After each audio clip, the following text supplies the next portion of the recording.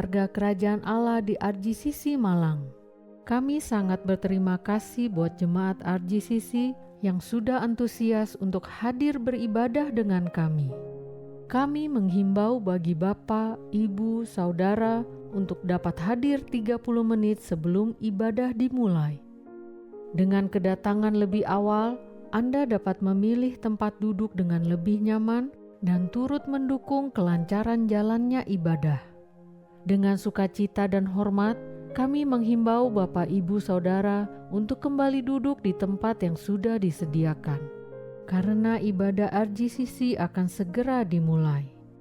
Pada kesempatan hari ini, mari kita sama-sama mempersiapkan hati kita untuk fokus beribadah kepada Tuhan, karena kita beribadah bukan untuk terlihat baik dan menyogok Tuhan, tapi karena Tuhan telah beranugerah turun ke bumi menjadi manusia, mencari kita dan menyelamatkan kita dari dosa dan kematian kekal.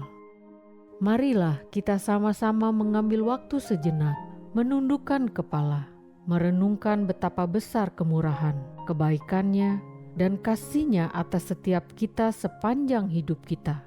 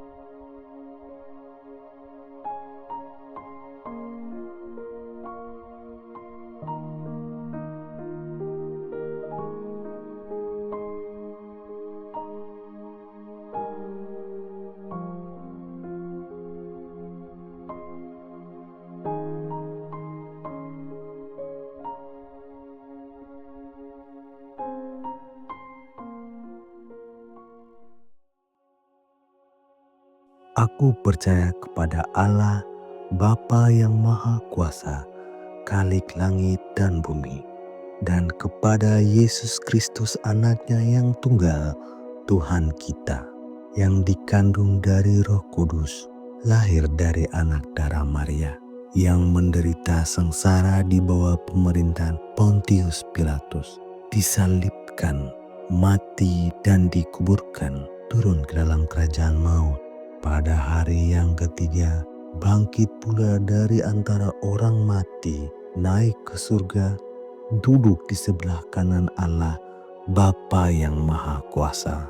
Dan dari sana Ia akan datang untuk menghakimi orang yang hidup dan yang mati. Aku percaya kepada Roh Kudus, gereja yang kudus dan am, persekutuan orang kudus, pengampunan dosa, kebangkitan tubuh, dan hidup yang kekal. Amin. Bapak Ibu semuanya, ada sukacita Tuhan di antara kita semua. Amin. Boleh kasih senyum kanan kirinya, kasih salam kanan kirinya. Boleh saling menyapa. Selamat datang di Rock Generation Community Church. We are home for the imperfect, yang rindu untuk dipulihkan, untuk diubahkan kehidupannya di tempat ini.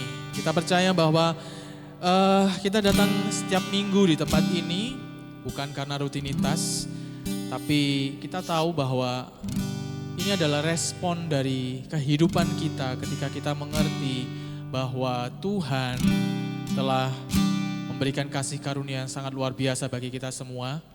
Jadi saat ini gak ada bagi kita untuk kita hanya menonton, tapi kita mau merespon atas kasih karunia Tuhan dalam setiap kehidupan kita. Amin.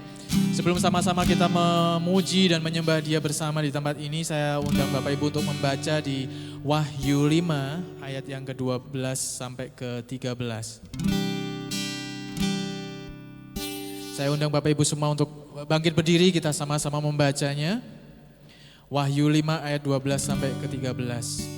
3, 2, 1. Katanya dengan suara nyaring, Anak domba yang disembelih itu layak untuk menerima kuasa dan kekayaan dan hikmat dan kekuatan dan hormat dan kemuliaan dan puji-pujian. Dan aku mendengar semua makhluk yang di surga dan yang di bumi dan yang di bawah bumi dan yang di laut dan semua yang ada di dalamnya berkata, bagi Dia yang duduk di atas tahta dan bagi Anak domba adalah puji-pujian dan hormat dan kemuliaan dan kuasa sampai selama-lamanya. Haleluya. Silakan duduk Bapak Ibu semuanya. Ibadah kita saat ini seharusnya adalah respon dan bukan tentang diri kita. Mungkin kita semua datang ke tempat ini dengan berbagai hal permasalahan dan pergumulan. Kita tahu Tuhan mengerti akan hal itu, tapi biarlah saat ini yang menjadi fokus bukan diri kita, bukan tentang apa yang kita bawa kepada Tuhan, tetapi apa yang sudah Tuhan perbuat bagi diri kita saat ini. Dan biarlah Yesus Kristus Tuhan, Sang Anak Domba itu yang duduk di tahta, itulah yang menjadi pusat penyembahan kita dan kekaguman kita saat ini. Mari saya ajak Bapak Ibu semua untuk merenungkan kembali apa yang firman Tuhan dan Injil telah katakan di dalam Alkitab, yaitu firman-Nya bahwa Ia yang kudus itu datang untuk kita yang berdosa ini, memperdamaikan kita semua kepada Bapa, sehingga kita saat ini dilayakkan untuk datang menghampiri tahta kemuliaan-Nya, memuji Dia. Kekudusan-Nya bukan kekudusan yang kita lakukan, bukan karena perbuatan kita yang baik, tapi kekudusan yang kita kenakan saat ini adalah kekudusan Kristus yang sempurna itu. Ketika kita datang ke hadirat-Nya saat ini, Bapa melihat Kristus yang ada di dalam diri kita.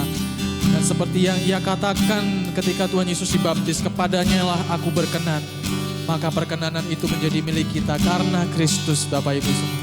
Mari kita menaikkan ucapan syukur kita. Terima kasih Tuhan Yesus.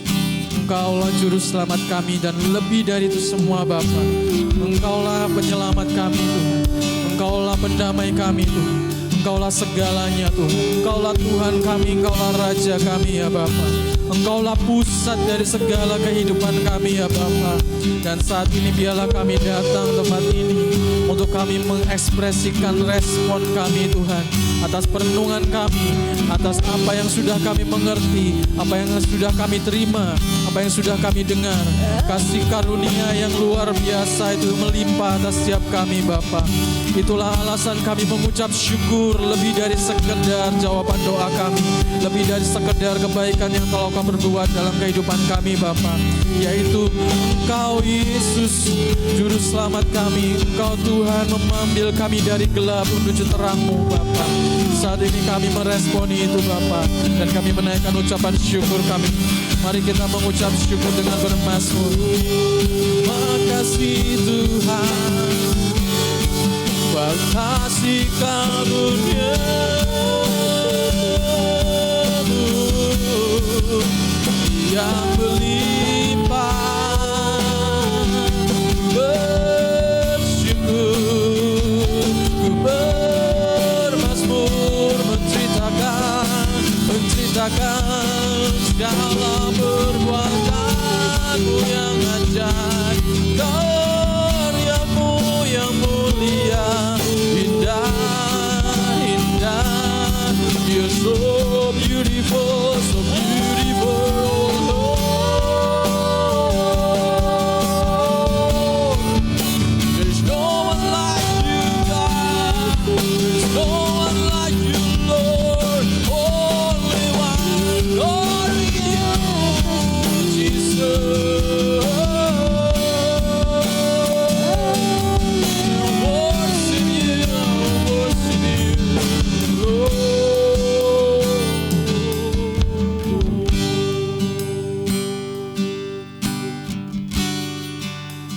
Tiada yang seperti-Mu, Yesus.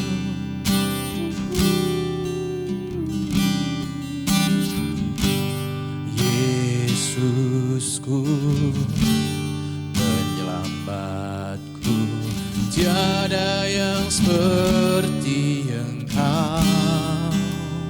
Setiap hari ku memuji keajaiban kasih-Mu. Penghibur, pelindung, menara kekuatan. Biarlah semua yang bernafas tak berhenti menyembah-Mu.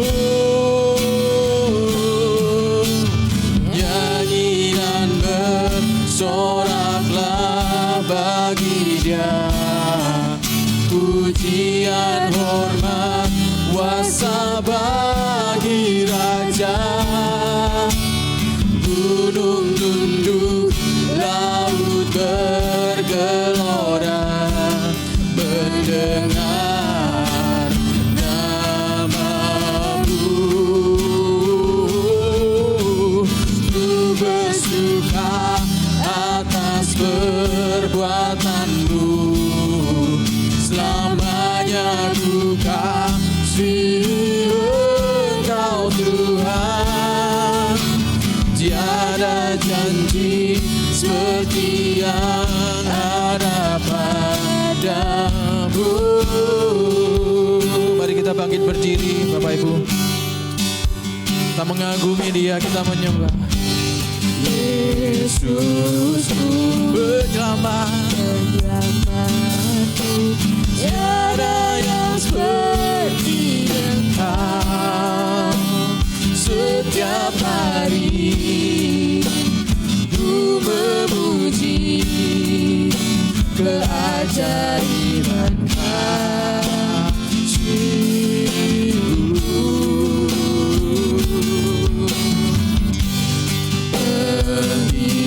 Pola perlindungan kami,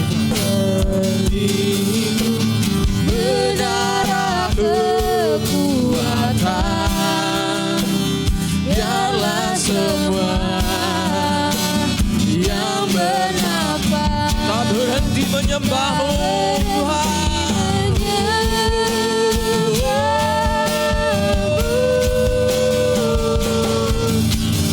Nyanyi dan bersoraklah bagi Dia, pujian, hormat, kuasa bagi Raja. Oh, gunung tunduk, laut bergelora,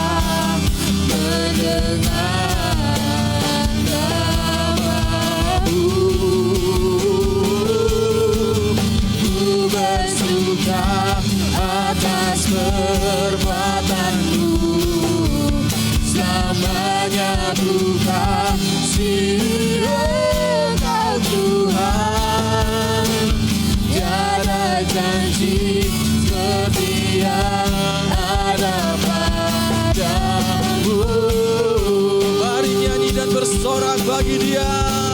Segala puji, segala hormat. Nyanyi dan bersoraklah bagi Dia.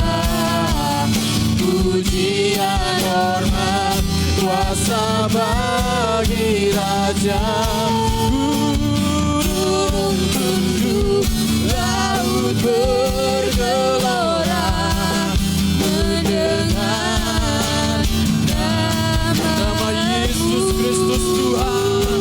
Ku bersuka atas perbuatanmu, selamanya ku kasih Engkau Tuhan.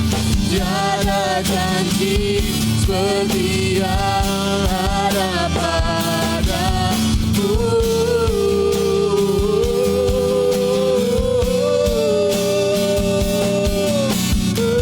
Tiada seperti-Mu, oh tiada seperti-Mu,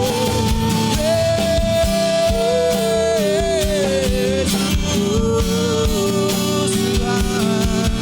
Haleluya. Biarlah segala yang bernafas memuji, menyembah Engkau, mengaku Engkaulah Raja di atas segala raja, penguasa atas segala-galanya. Engkaulah pencipta kami Tuhan. Kami bersyukur menyala seperti Engkau, Allah yang setia, Allah yang perkasa, Allah yang tidak jauh, Allah yang tinggal di dalam diri kami. Terima kasih Tuhan Yesus.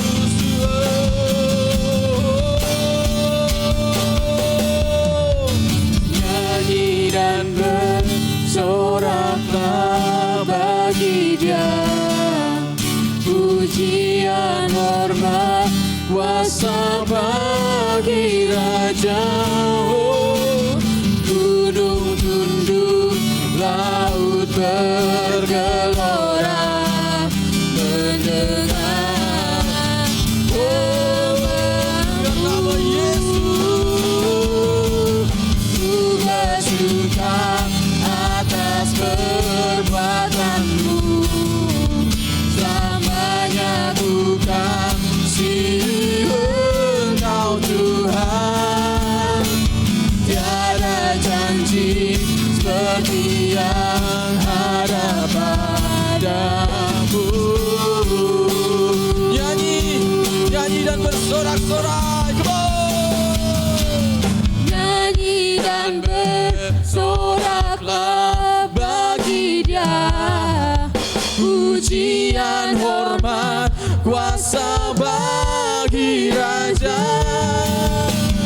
Gunung tunduk, laut bergelora mendengar Nama Yesus yang termulia, nama Yesus, nama di atas segala nama. ku bersuka atas perbuatanmu, selamanya ku kasih Engkau Tuhan. Tiada janji seperti yang ada, Oh tiada janji, tiada janji seperti yang ada, tiada janji seperti Kau. tiada janji seperti yang ada padamu.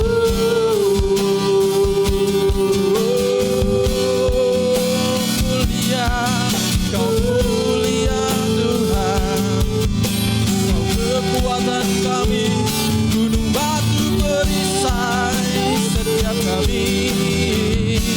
Kaulah harapan, Kaulah segalanya Tuhan. Memuji bersyukur, sebab hanya Kaulah pengharapan kami di tengah dunia tanpa harapan. Kaulah satu-satunya, tiada lain seperti-Mu, tiada lain seperti-Mu Tuhan. Haleluya. Terima kasih kasih Tuhan Yesus. Kami tinggikan Kau.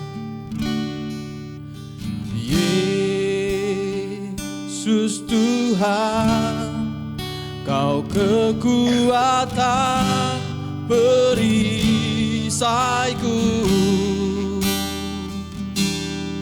Kepadamu hatiku percaya.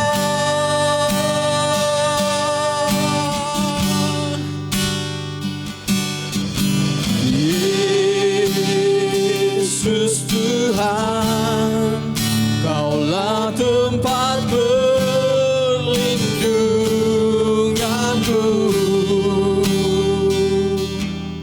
Engkaulah penolong yang sejati. Mari sorakan Yesus Tuhan. Yesus Tuhan, Kaulah kekuatan perisaiku. Kepadamu hati kami percaya. Kepadamu hatiku percaya.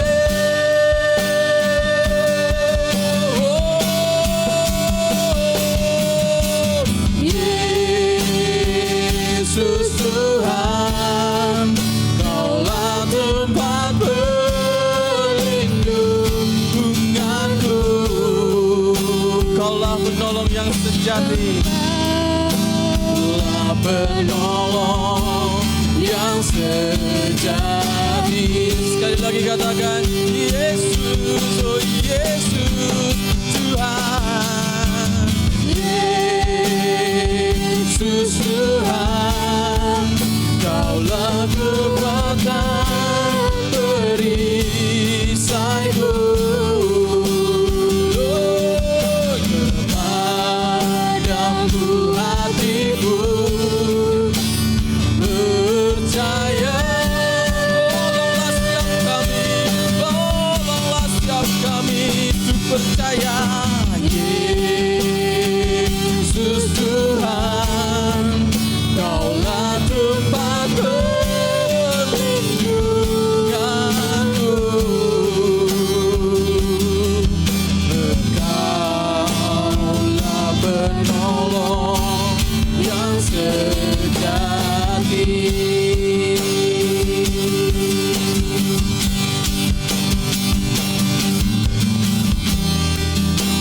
Tak ada sebuah alasan untuk kehilangan harapan, karena tak ada yang mustahil bagimu.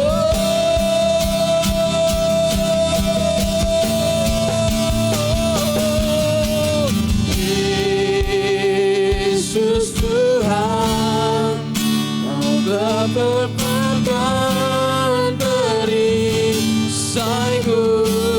Kepadamu hati kami percaya. Kepadamu hatiku percaya.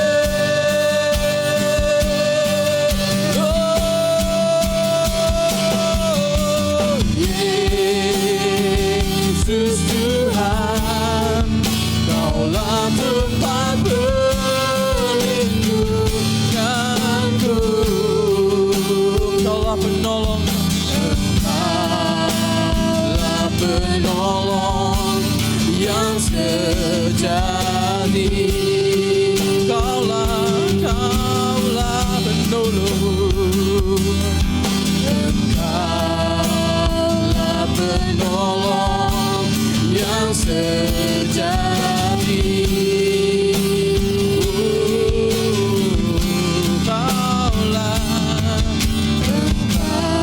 Engkaulah penolong yang sejati.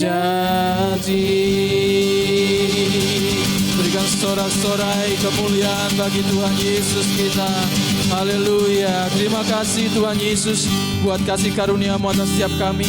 Biarlah saat ini kami merespon dengan puji-pujian kami merespon dengan sembah kami merendahkan diri dan hati kami saat ini di hadapan tahta kemuliaan-Mu.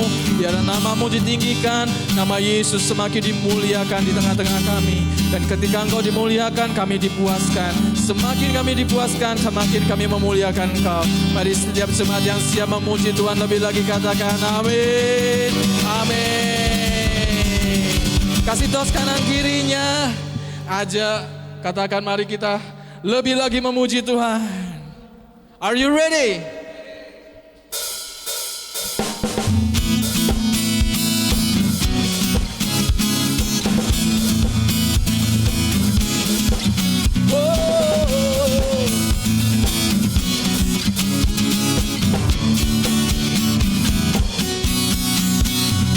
Tuhan baik di dalam hidupku, selalu setia di sepanjang hidupku. Nyatalah perbuatan-Mu, Kaulah sukacitaku. sekali lagi katakan.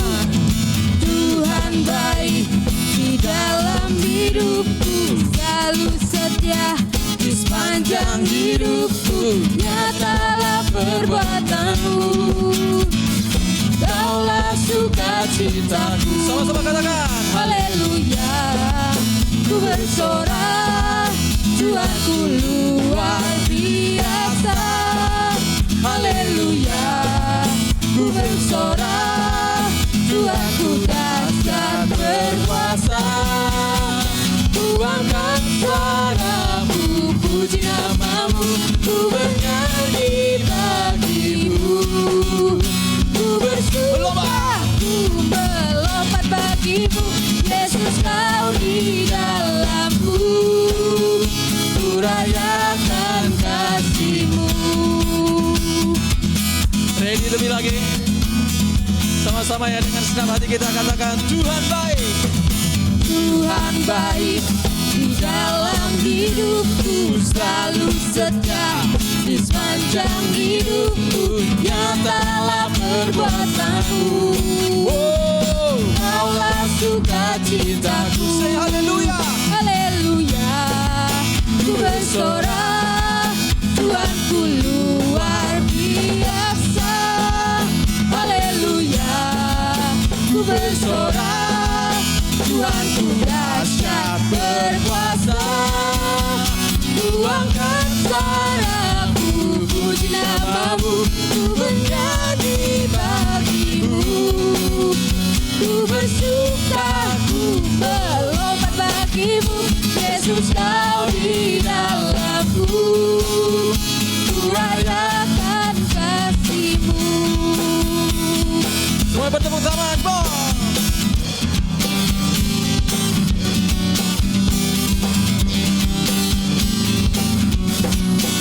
Say oh.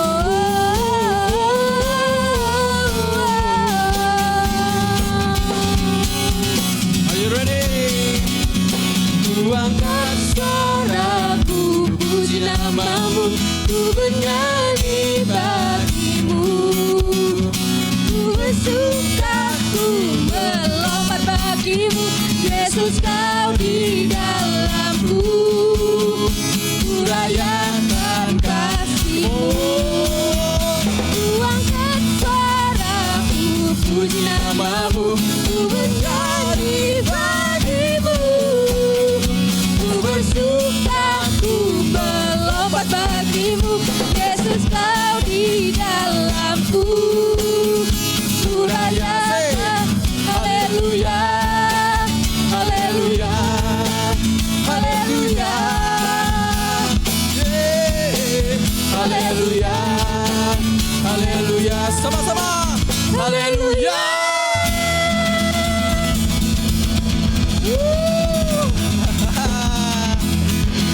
Bersukacita, coba lihat wajahnya. Biarlah sukacita kita hanya karena Yesus, bukan karena kondisi, ya. Amin. Hanya bagi Dia segala kemuliaan dan puji. Amin.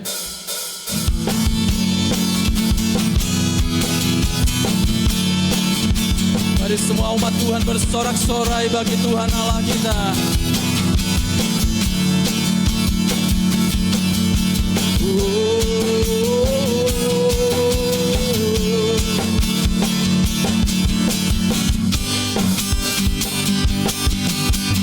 Bersorak-sorai hai umat Tuhan, kudus dan mulialah namanya. Sangat besarlah kasihnya, Besarlah kasihnya, ajaib perbuatannya, berkuasa selama-lamanya. Mari bersorak-sorai. Bersorak-sorai hai umat Tuhan, Kudus dan mulialah namanya. kudus dan mulialah namanya. Besarlah kasihnya, ajaib perbuatannya, Berkuasa selama-lamanya.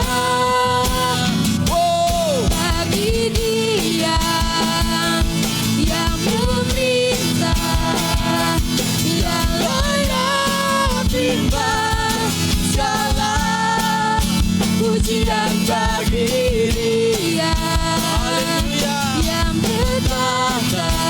Surga bumi, Surga bumi sujud menyembah di hadapannya.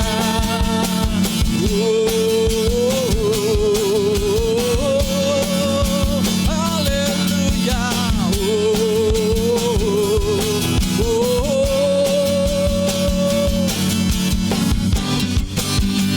Bersorak, bersorak-sorai hai umat Tuhan, kudus, kudus dan mulialah namamu. kudus dan mulialah namanya.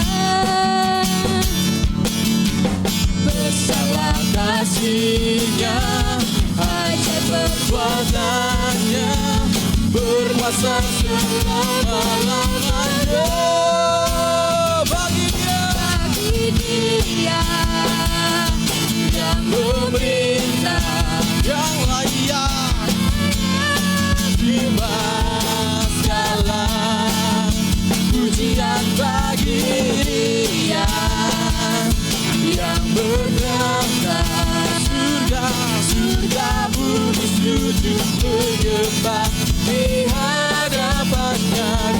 Bagi Dia yang memerintah, Dia yang layak terima segalanya, terima segala pujian bagi Dia yang bertahta. Surga bumi sujud menyembah di hadapannya. Bagi Dia yang memerintah, yang layak terima segala pujian bagi Dia yang bertahta. Surga bumi sujud menyembah di hadapannya. Surga bumi sujud menyembah di hadapannya. Surga bumi sujud menyembah di hadapannya. Say,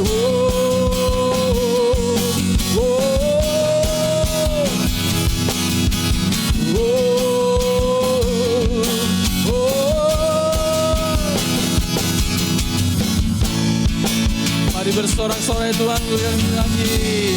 Haleluya. Ya, hari ini kita minggu pertama, kita akan melakukan perjamuan kudus. Bapak Ibu bagi yang belum memperoleh roti dan anggur bisa angkat tangan. Nanti tim asyar akan membantu.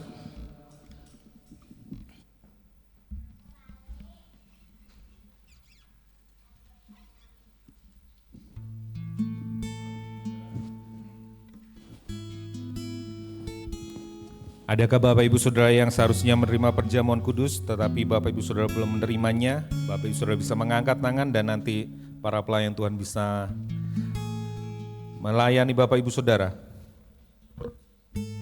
Kalau sudah semuanya, saya akan membacakan firman Tuhan yang diambil dari Korintus. Demikian firman Tuhan, sebab apa yang telah aku teruskan kepadamu telah aku terima dari Tuhan, yaitu bahwa Tuhan Yesus pada malam waktu ia diserahkan mengambil roti, dan sesudah itu ia mengucap syukur atasnya. Ia memecah-mecahkannya dan berkata, inilah tubuhku yang diserahkan bagi kamu, perbuatlah ini menjadi peringatan akan aku.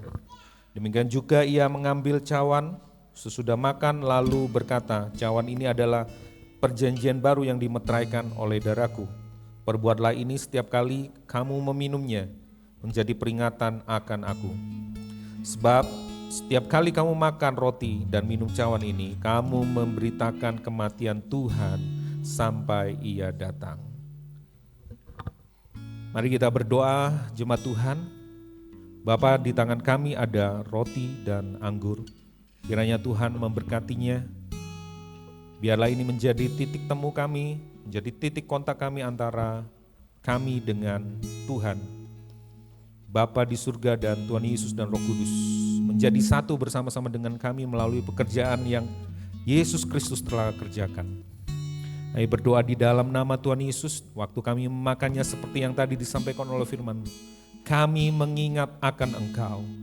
Bukan tentang kami, ini bukan tentang kami, bukan tentang kesuksesan kami, bukan tentang kesembuhan kami, bukan tentang jawaban doa kami, tapi tentang Engkau. Kami mengingat Engkau. Dan waktu kami selesai memakannya dan meminumnya, dikatakan kami memberitakan kematian. Sebab oleh kematian-Mu kami beroleh kehidupan. Sebab kematian-Mu itulah yang membawa kami kepada kehidupan yang kekal. Kami hidup selama-lamanya bersama dengan Engkau. Oleh karena itu kami mengingatnya hari ini dan bersuka cita.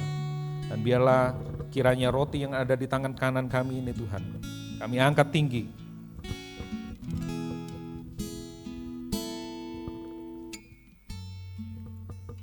Bukankah roti yang kita angkat tinggi ini adalah persekutuan kita dengan tubuh Tuhan Yesus? Makan dengan iman.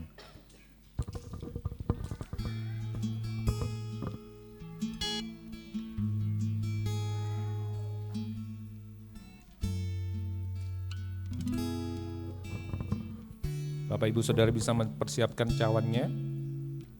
Dan kalau sudah Bapak Ibu Saudara bisa mengangkat tangan Bapak Ibu Saudara sambil memegang cawan yang ada di tangan kanan saudara. Bukankah cawan yang kita angkat tinggi ini adalah persekutuan kita dengan darah Tuhan Yesus? Minum dengan iman, yakin, percaya.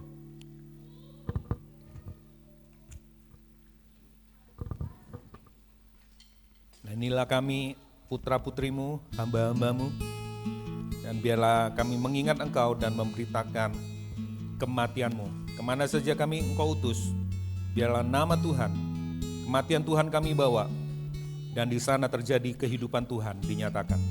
Terima kasih Bapa di surga, terima kasih Tuhan Yesus, terima kasih Roh Kudus, ketiga yang esa. Kami ucap syukur, kami berdoa di dalam nama Tuhan Yesus. Haleluya, amin.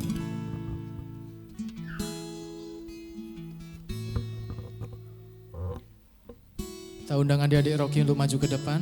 Ayo Rocky. Kita akan berdoa untuk gereja anak.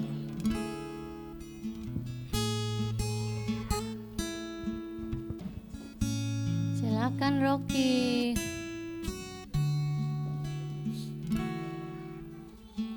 Ma temani Ma. Ayo Ma. Ayo Ma, cepet Ma.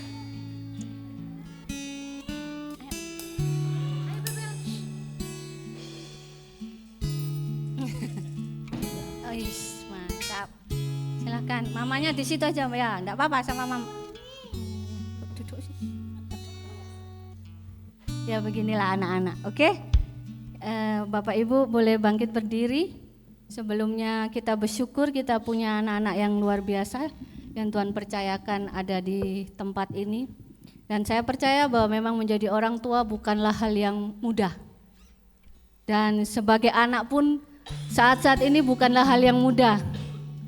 Anak zaman dulu berbeda dengan anak zaman sekarang. Dengan segala kelucuan mereka, tapi mereka juga nyebelin juga ya sih. Tapi mereka punya hal-hal yang mereka bisa rasakan, ada kesedihan, ada kekecewaan mungkin yang mereka alami. Dan mungkin orang tua mereka enggak tahu, tapi Tuhan tahu. Tuntutan dunia yang diberikan kepada mereka. Karena itu saya berharap sebagai orang tua kita adalah perpanjangan tangan dari Tuhan untuk memberkati mereka, mengabarkan kabar baik kepada mereka bahwa apapun masalah mereka, Kristus tetap satu-satunya jawaban yang terbaik. Amin. Mari kita arahkan tangan buat mereka. Terima kasih Bapa di sorga, Engkau sudah utus Yesus dan Engkau sudah memberikan Yesus kepada kami, khususnya untuk anak-anak kami. Engkau sudah mati buat mereka, sekalipun mereka tidak tahu, tapi kami bersyukur Engkau mati buat mereka. Pada saat mereka tidak mengenal Engkau sekalipun, Engkau sudah mati buat mereka. Kami bersyukur Engkau memilih mereka. Engkau yang membentuk mereka, Engkau yang menenun mereka. Karena itu kami sebagai orang tua kami mempercayakan kepada-Mu Tuhan anak-anak ini yang tidak bisa kami kendalikan, kami serahkan kepadamu. Kami percaya bahwa anak-anak adalah tanggung jawab yang Tuhan percayakan kepada orang tua dan gerejamu. Karena itu hari ini biarlah pada waktu mereka bersama-sama merayakan, beribadah, bersekutu bersama dengan teman-teman mereka dan guru mereka, biarlah Kristus semakin indah di dalam hati mereka. Tolong mereka Roh Kudus, bahkan sejak kecil mereka mengalami Engkau lebih dari kami orang tua mereka. Kami bersyukur Engkau mengasihi mereka. Karena itu kami percaya masa depan mereka sungguh ada dan harapan mereka tidak akan pernah hilang, sebab Kristus sudah menanggung segala sesuatu buat mereka, khususnya dosa sudah dikalahkan. Dan karena itu Tuhan, kami merayakan bersama-sama dengan guru yang ada. Mereka akan bersuka cita, mereka akan menikmati Engkau, bersekutu bersama teman-teman mereka. Terima kasih, kami bersyukur di dalam nama Bapa, Tuhan Yesus, Roh Kudus ketiga yang esa, yang kami hormati. Kami berdoa, haleluya, amin. Selamat beribadah.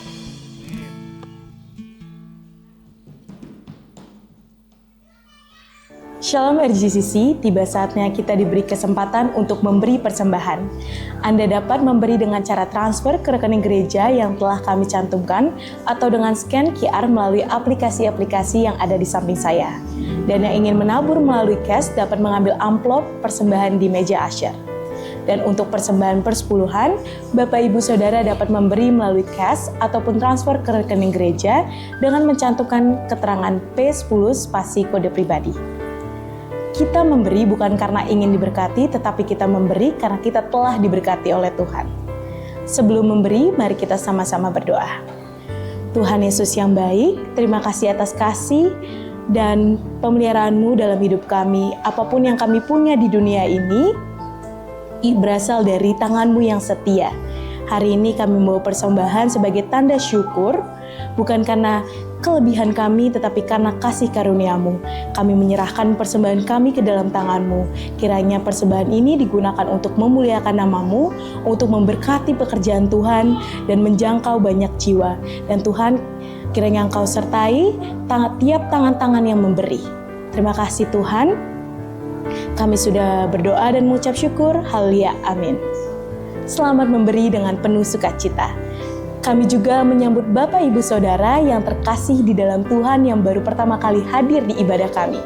Selamat datang di RGCC, Rock Generation Community Church, yang dimana RGCC memiliki hashtag Home for the Imperfect, rumah bagi orang-orang yang tidak sempurna, yang rindu berubah dan berbuah bersama, untuk memuliakan Tuhan, diperlengkapi sebagai pemimpin, serta memperluas kerajaan Allah di dalam kasih karunia Bapa melalui Injil Yesus Kristus yang dikerjakan oleh kuasa Roh Kudus. Selamat beribadah dan Tuhan Yesus memberkati.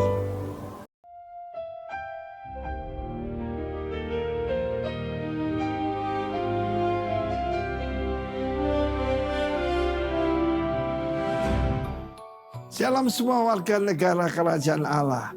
Kalau kita bicara tentang kerajaan Allah, tidak akan luput daripada menyembah kepada Sang Raja. Seperti saya sampaikan pada episode yang sebelumnya, maka penyembahan itu sekarang dibuat sangat praktis, yaitu menyanyi. Menyanyi memuji Tuhan irama lambat itu menyembah. No, menyembah itu kepala kita sujud sampai di tanah. Dan kita melihat seringkali kita bilang worship, mereka berpikir musik, alat musik, penyanyi yang bagus. Kita lihat the first family yang menyembah Tuhan. Di dalam Kejadian pasal 2 dikatakan Tuhan belum menurunkan hujan. Hujan apa? Berkat ke bumi ini. Bumi itu manusia. Karena apa? Belum ada manusia yang mengusahakan. Mengusahakan sana adalah abad. Jadi istilah usaha itu betul-betul sangat alkitabiah. Ada yang berkata, kalau kita sudah di Taman Eden kita tidak perlu lagi bekerja. Bekerja untuk keselamatan yang salah. Tetapi bekerja itu adalah perintah Tuhan. Dan itu adalah abad. Ibadah. Jangan salah. Kemudian kepada Adam ditugaskan untuk yaitu abad dan samar. Yaitu mengusahakan, memelihara, dan menjaga. Taman Eden. Kita tidak ada Taman Eden, ada keluarga kita. Jemaat kita yang Tuhan percayakan itu Taman Edennya di mana kita punya hubungan dengan Tuhan. Dulu Firdaus dengan yaitu Eden itu jadi satu, ada hubungan. Karena itu kalau ditentukan hanya cuma nyanyi, saya kira keliru ya. Dan juga dikatakan bekerja, jangan bekerja terus. Mesti menyembah Tuhan. Bekerja itu adalah ibadah. Kalau memuliakan Tuhan. Kita bekerja untuk memuliakan Tuhan. Mengusahakan dan menjaga. Setiap kepala keluarga harus jadi seorang yang mengusahakan dan menjaga keluarganya. Kemudian kita lihat bagaimana kegagalan daripada penyembahan yang pertama. Kedua adalah saya kira harus ada mendidik, mengusahakan dan menjaga. Wanita ini yaitu istri daripada Adam belum diberi nama. Adam sibuk memberi nama semua binatang.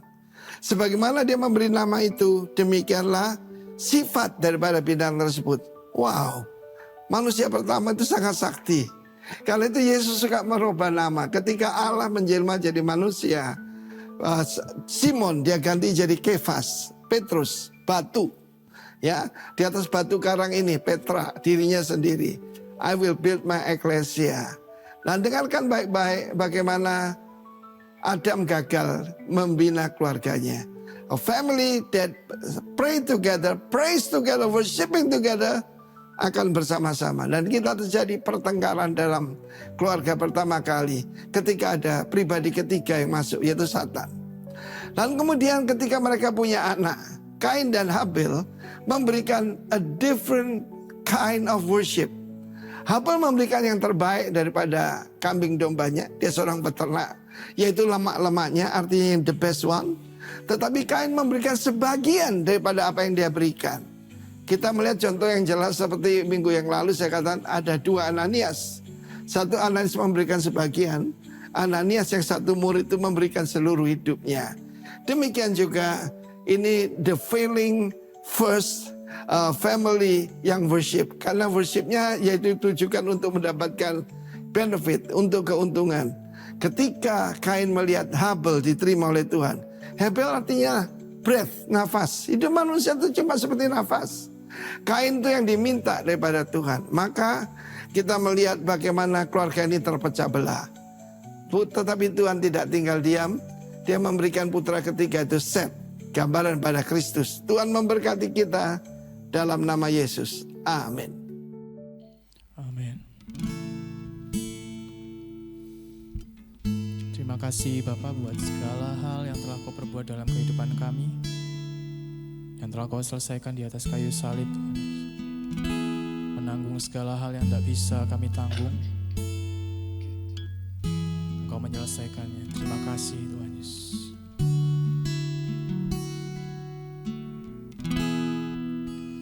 Thank you for the cross, Lord.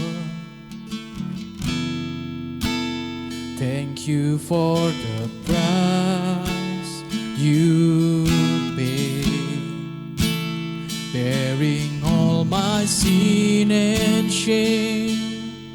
In love you came and gave amazing grace. Thank you for this love, Lord.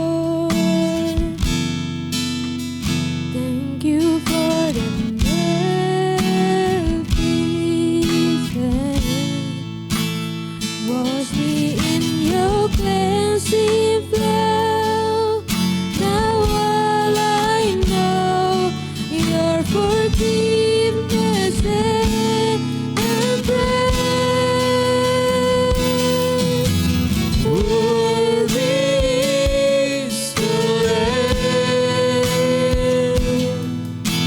seated on the throne. Crown you now in many crowns, your victorious.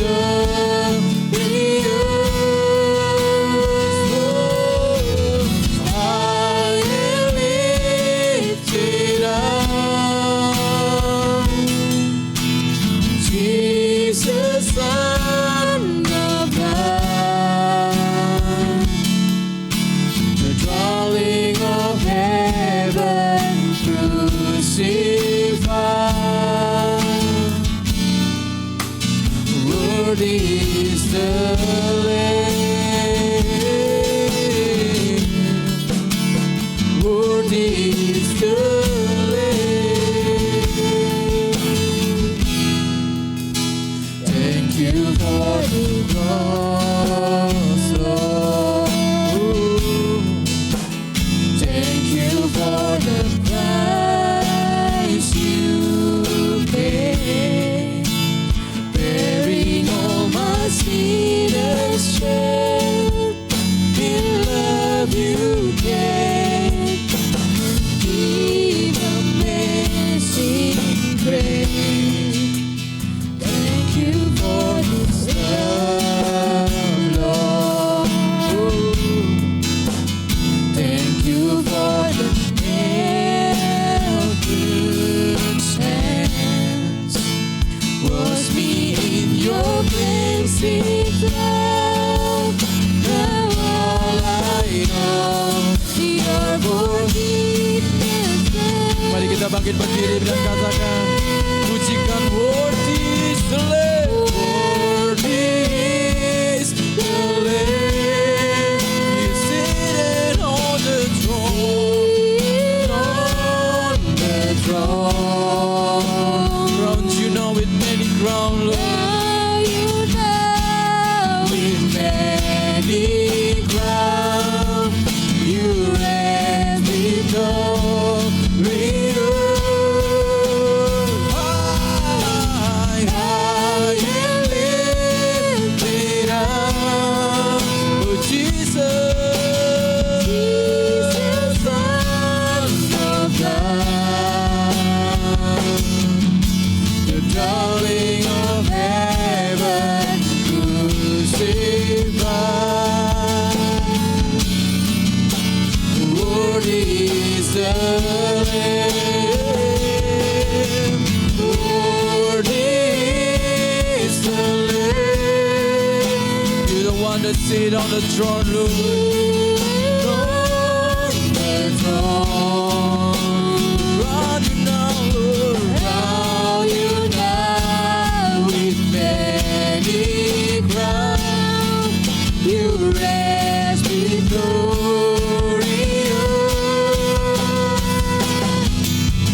High and lifted up, oh Jesus, Jesus, Son of God,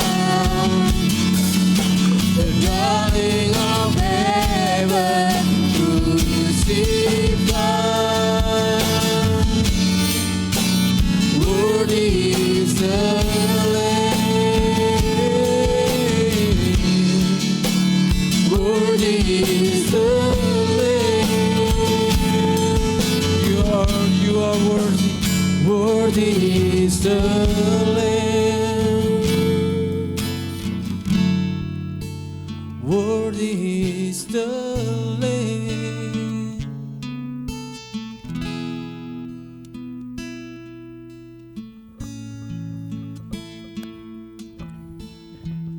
Mari jemaat Tuhan, kita menghampiri Tuhan dengan kerendahan hati kita.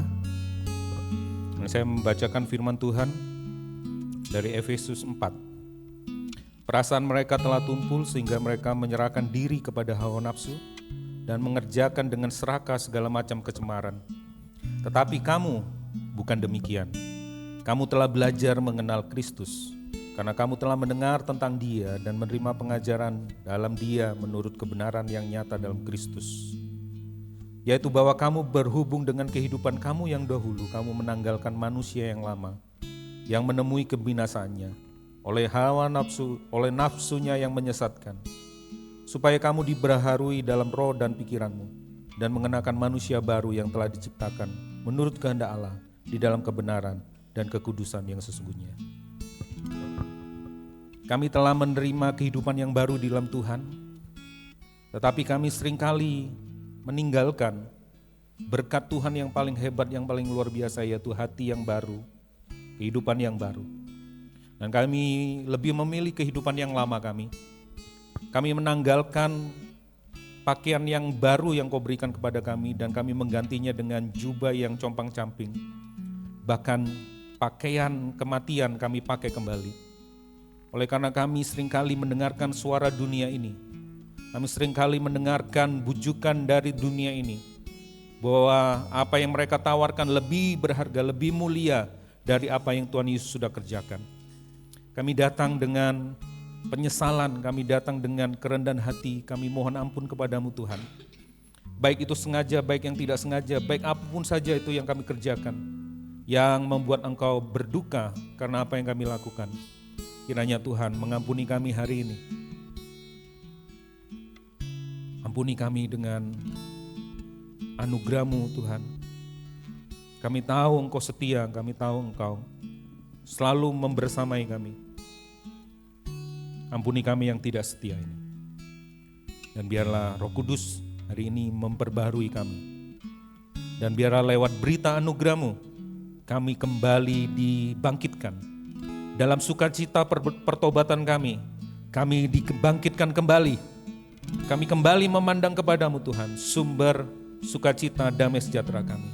Kami kembali beriman kepadamu. Dan biarlah hari ini berita anugerah itu memulihkan kami, membangkitkan kami kembali.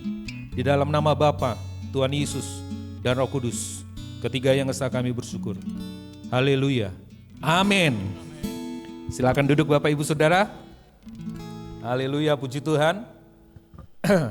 Hari ini kita akan membaca firman Tuhan. Sebelumnya saya mengucapkan selamat datang bagi Bapak Ibu Saudara yang baru pertama kali hadir di tempat kami, RGCC, Rock Generation Community Church. Bagi Bapak Ibu Saudara yang lagi liburan, yang datang ke tempat ini, berlibur ke Malang, saya ucapkan selamat datang. Nah, saya tidak perpanjang, saya langsung firman Tuhan akan diambil dari Lukas 13 ayat 1 sampai 9. Judulnya adalah buah Injil, tidak perlu disingkat, jadi nanti jadi aneh. Buah apa yang paling buah Injil. Buah Injil bukti hidup baru. Diambil dari Lukas 13 ayat 1 sampai 9, masih Lukas, tetap sama. Dan hari ini serinya juga ada The Parables, ya, perumpamaan Yesus. Kalau minggu lalu tentang perumpamaan tentang pelita, hari ini perumpamaan tentang pohon ara yang tidak berbuah. Itu gambar pohon ara kayak gitu. Ya, saya kasih gambarnya ya. Ya, perumpamaan Tuhan Yesus yang diambil dari Injil Lukas. Nah, mari Bapak Ibu Saudara, saya ajak Bapak Ibu Saudara bangkit berdiri dan kita akan membaca firman Tuhan yang diambil dari Lukas 13 ayat 1 sampai 9. Demikian firman Tuhan, kita akan baca bersama-sama 1, 2, 3. Pada waktu itu datanglah kepada Yesus beberapa orang membawa kabar tentang orang-orang Galilea yang darahnya dicampur Pilatus dengan darah kurban yang mereka persembahkan. 2. Yesus berkata kepada mereka, sangkamu orang-orang Galilea ini lebih besar dosanya daripada dosa-dosa semua orang Galilea yang lain. Karena mereka mengalami nasib itu, tidak, kataku kepadamu, tetapi jikalau kamu tidak bertobat, kamu semua akan binasa dengan cara demikian. Atau sangkamu ke-18 orang yang mati ditimpa menara dekat Siloam, lebih besar kesalahannya daripada kesalahan semua orang lain yang tinggal di Yerusalem. 5, tidak, kataku kepadamu, tetapi jikalau kamu tidak bertobat, kamu semua akan binasa dengan cara demikian. Lanjut. Kemudian Yesus menyampaikan perumpamaan ini. Seseorang mempunyai pohon ara yang ditanam di kebun anggurnya, dan ia datang untuk mencari buah pada pohon itu, tetapi ia tidak menemukannya. 7. Lalu ia berkata kepada pengurus kebun itu, lihatlah, sudah 3 tahun aku datang mencari pada pohon ara ini, dan aku tidak menemukannya. Tebanglah pohon ini.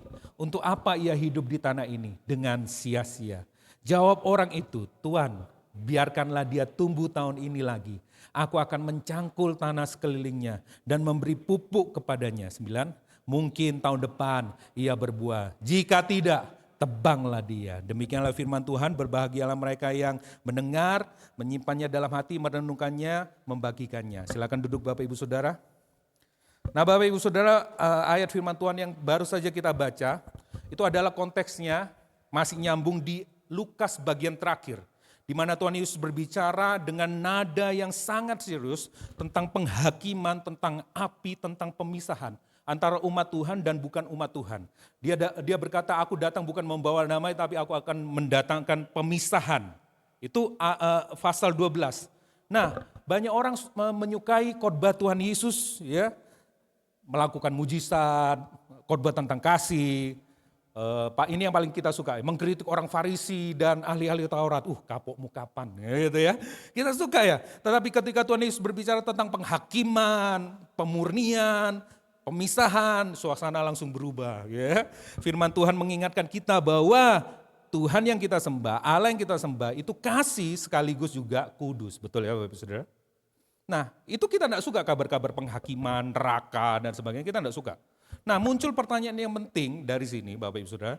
Kalau Allah akan menghakimi dunia, bagaimana kita tahu bahwa kita ini benar-benar orang yang dipilih oleh Allah? Ini pertanyaan penting. Bagaimana kita bisa tahu bahwa kita adalah orang yang sudah dipilih dan diselamatkan oleh Allah? Ini bukan pertanyaan orang-orang pada abad pertama, bukan. Ini juga pertanyaan orang-orang zaman sekarang. Bagaimana kita mengenali seseorang, apa tandanya seseorang yang hidup dipilih oleh Allah, berkenan kepada Allah? Apakah tandanya adalah hidup yang lancar, tubuh yang sehat, karir yang mantap, sukses, keluarga yang harmonis, prestasi yang cemerlang, dan lain-lain? Atau di sisi sebaliknya, tanpa sadar kita sering berpikir kayak gini, kita sering mengalami, ketika seorang mengalami musibah, kita mulai bertanya, lihat tuh, apakah Tuhan sedang menghukumnya ya? Ya, pernah saudara lihat itu? Itulah cara berpikir kebanyakan orang, termasuk kita di zaman sekarang ini. Dan di Lukas 13, Tuhan Yesus hendak menjelaskan sesuatu kepada kita. Nah, kenapa Bapak Ibu Saudara harus mendengar khotbah hari ini? Kenapa khotbah hari ini sangat penting buat Bapak Ibu Saudara? Jika Bapak Ibu Saudara ada pertanyaan dalam hati seperti ini, apakah saya benar-benar milik Tuhan ya? Wong aku tidak setia kadang-kadang, masih belepotan, ya. Kadang-kadang jatuh bangun. Ya. Apa sih tandanya orang yang dipilih Tuhan dan dikenan oleh Tuhan? Kenapa kok penderitaan terjadi dalam hidupku? Jangan-jangan aku ini tidak dikenal oleh Tuhan, apes terus. Nah makanya khotbah ini menjadi penting jika saudara memiliki pertanyaan seperti itu. Khotbah ini akan menolong Bapak Ibu Saudara melihat kepastian keselamatan Bapak Ibu Saudara tidak ditentukan oleh keadaan hidup, melainkan oleh karya Kristus yang mengubah hati dan menghasilkan buah melalui kuasa Roh Kudus. Are you ready? Ada 3 hal penting yang perlu kita pahami hari ini. Pertama adalah keadaan hidup bukan ukuran perkenanan Tuhan. 2, yang kedua, buah sebagai bukti sejati perkenanan Tuhan. Yang ketiga, berbuah dari kebenaran Injil. Kita langsung yang pertama Bapak Ibu Saudara. Keadaan hidup bukan perkenanan Tuhan, ya bukan ukuran perkenanan Tuhan. Ayatnya di sini. Ya, ayat 1 sampai ayat yang kelima. Ada sekelompok orang yang mendekati Tuhan Yesus pada waktu itu, lari-lari gitu, mengabarkan sesuatu yang kejadian yang viral. Apa kejadiannya? Mereka mendengar berita yang menggembarkan seluruh negeri itu. Ada sekelompok orang Galilea yang lagi berziarah ke Yerusalem, beribadah, lalu dibantai oleh Pontius Pilatus. Nama itu sering muncul setiap minggu ya, kita sebutnya. Di bawah pemerintahan Pontius Pilatus. Nah, ini orang pemimpin Romawi yang sangat kejam, sangat keras. Sejarah mencatatnya sangat keras. Nah, kemungkinan orang Galilea ini dicurigai ingin mengadakan, mungkin, tapi tidak ditulis itu, ingin mengadakan pemberontakan atau semacamnya, atau ada berita hoax waktu itu, dan akhirnya dibantai di tempat mereka mempersembahkan korban. Mereka lagi beribadah. Nah, ini bukan sekedar pembunuhan, ini pembantaian plus penistaan agama pada waktu itu. Tapi yang berkuasa Roma, dikatakan di situ darah mereka bercampur dengan darah hewan. Jadi bukan Pontius Pilatus mengaduk-aduk korban terus dicampur sama darah orang Galilea. Bukan. Maksudnya waktu mereka dibunuh, mereka lagi mempersembahkan korban, darah mereka bercampur dengan darah korban. Ngeri ya.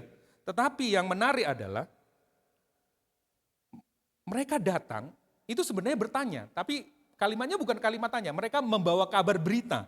Ini sebenarnya pertanyaan dalam bentuk kabar. Ya. Mereka tidak bertanya, mengapa Pilatus begitu jahat, guru? Mengapa kejahatan dibiarkan terjadi seperti ini ketidakadilan, ini penistaan? Tidak. Sebaliknya perhatikan, mereka menganggap tragedi itu pasti merupakan tanda murka Allah. Itu logika sederhana mereka dan logika kita juga kan. Kalau mereka mati seburuk itu, pasti mereka ini lebih berdosa daripada kita. Buktinya matinya, coba lihat, matinya dibantai men. Bukankah ini adalah cara berpikir kita yang lazim di budaya kita? Betul nggak? Ketika kita mendengar seorang kehilangan usahanya, apa yang kita pikir? Jangan-jangan ada dosa. Betul? Ketika seorang hamba Tuhan jatuh sakit, kita menilai, pasti ada yang disembunyikan nih. Pasti ada yang tidak beres dengan hidupnya. Betul ya? Ketika seorang meninggal dalam keadaan kecelakaan, bukan tidur dengan tenang, tapi kecelakaan, kita mulai mencari alasan rohani di baliknya. Ada apa ya? Kenapa kok bisa terjadi seperti ini ya? Kita sibuk dengan seperti itu. Nah, seolah-olah setiap penderitaan pasti merupakan hukuman khusus dari Allah bagi orang yang berdosa. Betul apa betul? Tetapi di sini, di ayat ini, di teks ini, Tuhan Yesus justru menghancurkan cara berpikir seperti itu. Tuhan Yesus menghancurkan cara berpikir Bapak, Ibu, Saudara, dan saya. Nah, mari kita lihat, perhatikan jawaban Yesus.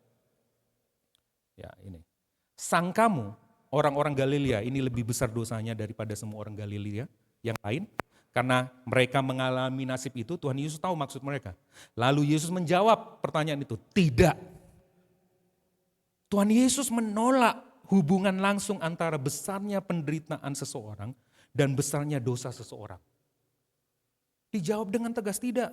Nah, kemudian Tuhan Yesus memberikan contoh yang lain. Oke, kalau itu kriminal, kejahatan ya, pembantaian ya. Nah, kamu pernah dengar enggak 18 orang mati tertimpa menara Siloam? Ini bukan menaranya rumah sakit. Rumah sakit Siloam, bukan ya. Ya, kupikir, Siloam pada zaman dulu sudah buka rumah sakit ya. Ya, itu nama daerah di situ. Nah, kalau contoh pertama melibatkan kejahatan manusia, kebengisan manusia. Nah, contoh kedua ini murni kecelakaan. Tidak ada tentara, tidak ada pembunuh, tidak ada penganiayaan. Hanya sebuah menara yang mungkin tukangnya kurang apa gitu ya, dikorup, roboh. Dan sekali lagi Tuhan Yesus bertanya, apakah mereka lebih bersalah daripada semua orang lain? Jawabannya apa? Tidak. Perhatikan polanya yang sedang dibangun oleh Tuhan Yesus.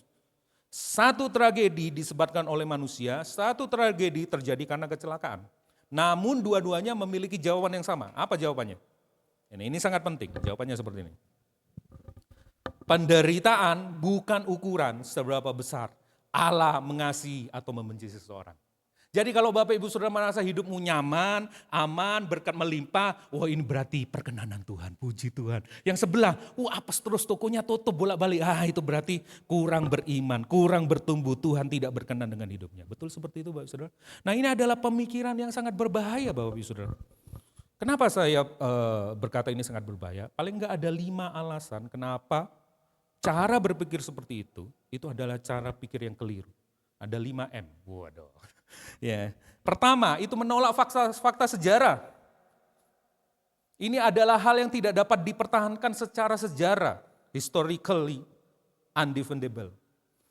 Seringkali dunia ini orang fasik justru lebih orang jahat, orang yang tidak percaya, justru lebih kaya hidupnya lebih nyaman daripada orang benar. Betul Bapak Ibu Saudara? Itu fakta sejarah yang tidak bisa dipungkiri.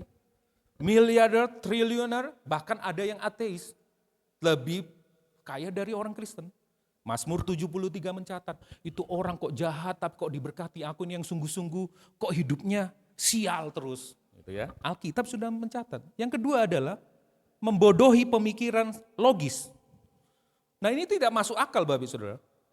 Ya secara logika, peristiwa untung rugi, baik buruk, seringkali saling terkait satu dengan yang lain.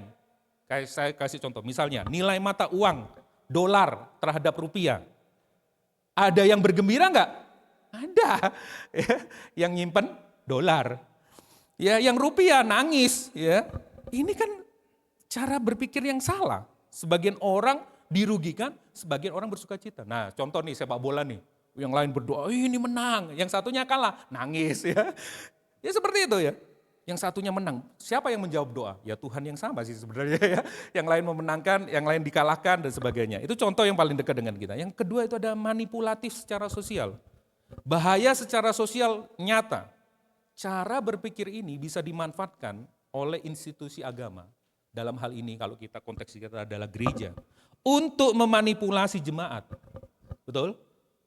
Tabur tuai secara finansial. Kalau makin banyak tabur, kamu akan menuai keuangan yang melimpah. Kalau enggak, kamu akan kekeringan. Nah ini kan intimidatif, intimidasi. Ini salah Bapak Ibu Saudara. Yang berikutnya itu mematikan secara spiritual. Sangat berbahaya, akan membunuh kerohanian kita. Jika kita melayani Allah hanya demi mengamankan kenyamanan hidup kita di bumi, sebenarnya kita bukan melayani Allah, sebenarnya kita sedang melayani diri sendiri. Sebenarnya kita sedang menyembah diri sendiri. Ayo coba. Kalau kita beribadah melayani hanya untuk supaya kita diberkati di bumi ini, sebenarnya kita tidak melayani Tuhan. Kita melayani diri sendiri, kita menyembah diri sendiri. Yang terakhir itu adalah menimbulkan rasa sakit yang tidak perlu. Saat penderitaan terjadi kepada seseorang, misalnya kanker, stadium 4, kemandulan, tidak punya anak misalnya, kecelakaan terjadi dan sebagainya.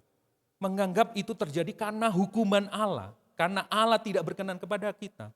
Pemberitaan itu membuat orang yang mengalami itu akan semakin sakit, akan semakin stres, akan semakin terpuruk. Dan itu sakit yang tidak perlu. Dan gereja sering mengambil bagian dalam hal ini. Lalu apa pelajaran dari tragedi yang tadi disebut oleh orang-orang ini, diajukan kepada Tuhan Yesus? Disinilah Tuhan Yesus membawa percakapan itu ke arah yang tidak diduga oleh mereka. Apa itu? Orang banyak ingin membicarakan dosa orang lain, betul? Tuhan Yesus justru mengarahkan mereka kepada dosa mereka sendiri.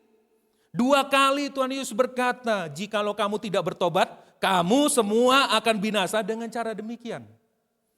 Perhatikan baik-baik Bapak Ibu Saudara. Tuhan Yesus tidak berkata, selidikilah kenapa mereka mati ketimpa bangunan di Siloam. Enggak. Tuhan Yesus berkata, perhatikanlah hidupmu sendiri. Lebih daripada memperhatikan kehidupan orang lain. Periksa keadaan hatimu sendiri. Kita lebih cepat menghakimi daripada menjadi orang yang bertobat. Betul? Wah, kurang doa dia itu. Oh, enak. Kurang beribadah, ibadahnya sering bolong-bolong. Gak rajin ikut komsel, apalagi ikut kegiatan-kegiatan kita di gereja, enggak. Apa yang membuat kita sadar hari ini? Tragedi apa yang paling besar di kehidupan kita? Kematian. Tadi kan tentang kematian, pembantaian. Setiap berita kematian seharusnya itu adalah khotbah tentang Injil bagi kehidupan kita. Seharusnya kita menghentikan kesibukan kita ketika kita melihat tragedi kematian. Berpikir sejenak. Bertanya dalam hati kita. Alkitab ngomong apa? Lebih baik ke rumah duka daripada ke rumah pesta. Toh? Supaya kamu tahu. Supaya kamu merenungkan. Kalau hari ini saudara dan saya dipanggil Tuhan. Apakah saudara dan saya siap berdiri di hadapannya? Itu harus direnungkan Bapak Ibu. Setiap rumah duka, setiap batu nisan itu sedang berkhotbah kepada kita. Setiap rambut yang mulai memutih, itu sedang berkhotbah kepada kita. Kamu sedang menuju kepada kesempurnaannya. Selesai maksudnya. Ketemu sama Tuhan ya. Setiap ulang tahun itu bukan bertambah usianya, berkurang. Kalau POV-nya lain ya, POV dada itu bukan bertambah. Ya secara angka bertambah, secara waktu Anda berkurang. Setiap kerutan di wajah saudara, saudara boleh pakai pengencang, boleh, nggak dilarang. mau operasi plastik ya. Boleh, nggak apa-apa. Tapi saudara harus menyadari bahwa lebih baik seperti ini loh. Setiap kerutan di wajah saudara itu sedang berkhotbah kepada saudara. Pesannya sederhana kok. Pesannya ini. Hidup itu singkat. Tidak seorang pun bisa menjamin hari esok. Oh, kamu akan hidup nanti. Kamu akan sukses. Tidak ada. Bisa besok, bisa seminggu lagi, bisa sebulan lagi, setahun lagi, nggak tahu. Masalahnya bukan apakah kita akan mati. Pasti semua akan mati. Masalahnya adalah apakah ketika hari itu tiba, kita sudah berdamai dengan Allah melalui Tuhan Yesus Kristus. Serem khotbahnya ini. Nah, saya mau tanya kepada Bapak Ibu Saudara, jika keberuntungan hidup ini bukan penentu bukti keselamatan atau kita berkenan kepada Tuhan, berkat Tuhan itu bukan menunjukkan itu. Lalu, apakah tanda orang yang sungguh-sungguh dimiliki oleh Tuhan, berkenan kepada Tuhan? Nah, Tuhan Yesus menjawab dalam sebuah perumpamaan. Dan itu membawa kita kepada poin yang kedua. Buah sebagai bukti sejati perkenanan Tuhan. Ya apa sih tandanya? Aku pengen tahu nih. Aku deg-degan nih dengar bagian pertama khotbah ini. Aku deg-degan, aku dipilih enggak ya? Aku sudah diselamatkan enggak ya? Aku berkenan kepada Tuhan enggak? Soalnya hidupku belepotan terus nih. Gimana ini? Ya, kenapa khotbah ini penting? Ya karena itu, saudara. Ya, yang kedua, mari kita lihat. Ayatnya di sini, 6 dan 7. Nah, bagaimana kita tahu seseorang benar-benar dimiliki oleh Allah? Bagaimana kita tahu bahwa kita ini berkenan di hadapan Allah? Nah, Tuhan Yesus menceritakan sebuah perumpamaan di ayat 6 dan 7. Nah, di tengah kebun anggur berdiri sebuah pohon ara. Ini unik loh, saudara. Pohon ara di tengah-tengah kebun anggur. Ya, catat itu. Nah, kenapa kok seperti itu? Ini gambarnya. Ini bukan saya yang moto. Ya, CI. Ya. Nah, menanam pohon ara di dalam kebun anggur. Kenapa seperti itu? Ini praktik umum. Jadi Tuhan Yesus ngomong kepada orang Yahudi dengan budaya-budaya setempat. Ini praktik umum yang sengaja dibuat di zaman Israel kuno sana. Nah, tanah yang paling subur itu adalah kebun anggur. Karena dirawat, di tanahnya digemburkan, dikasih pupuk. Nah, pohon ara ini mendapat privilege, mendapat hak istimewa. Mereka menanam pohon ini di tengah-tengah perawatan yang sangat luar biasa. Jadi ini bukan pohon ara liar. Ini pohon ara yang luar biasa yang mendapat perhatian yang dari tuannya yang luar biasa di tanah yang sudah sangat subur. Nah, dari kejauhan pohon ini terlihat sehat. Daunnya rimbun, batangnya kokoh, cabangnya lebat. Tapi secara tampilan luar saja. Dan apa yang terjadi? Dikatakan di situ tadi, di ayat tadi, pemilik kebun itu tidak datang mencari daun, dahan, ranting, enggak.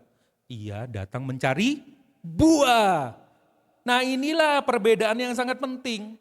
Manusia seringkali terpesona oleh apa yang terlihat di luar. Pelayanannya keren, usahanya keren, karirnya meningkat. Allah melihat apa yang di dalam hati.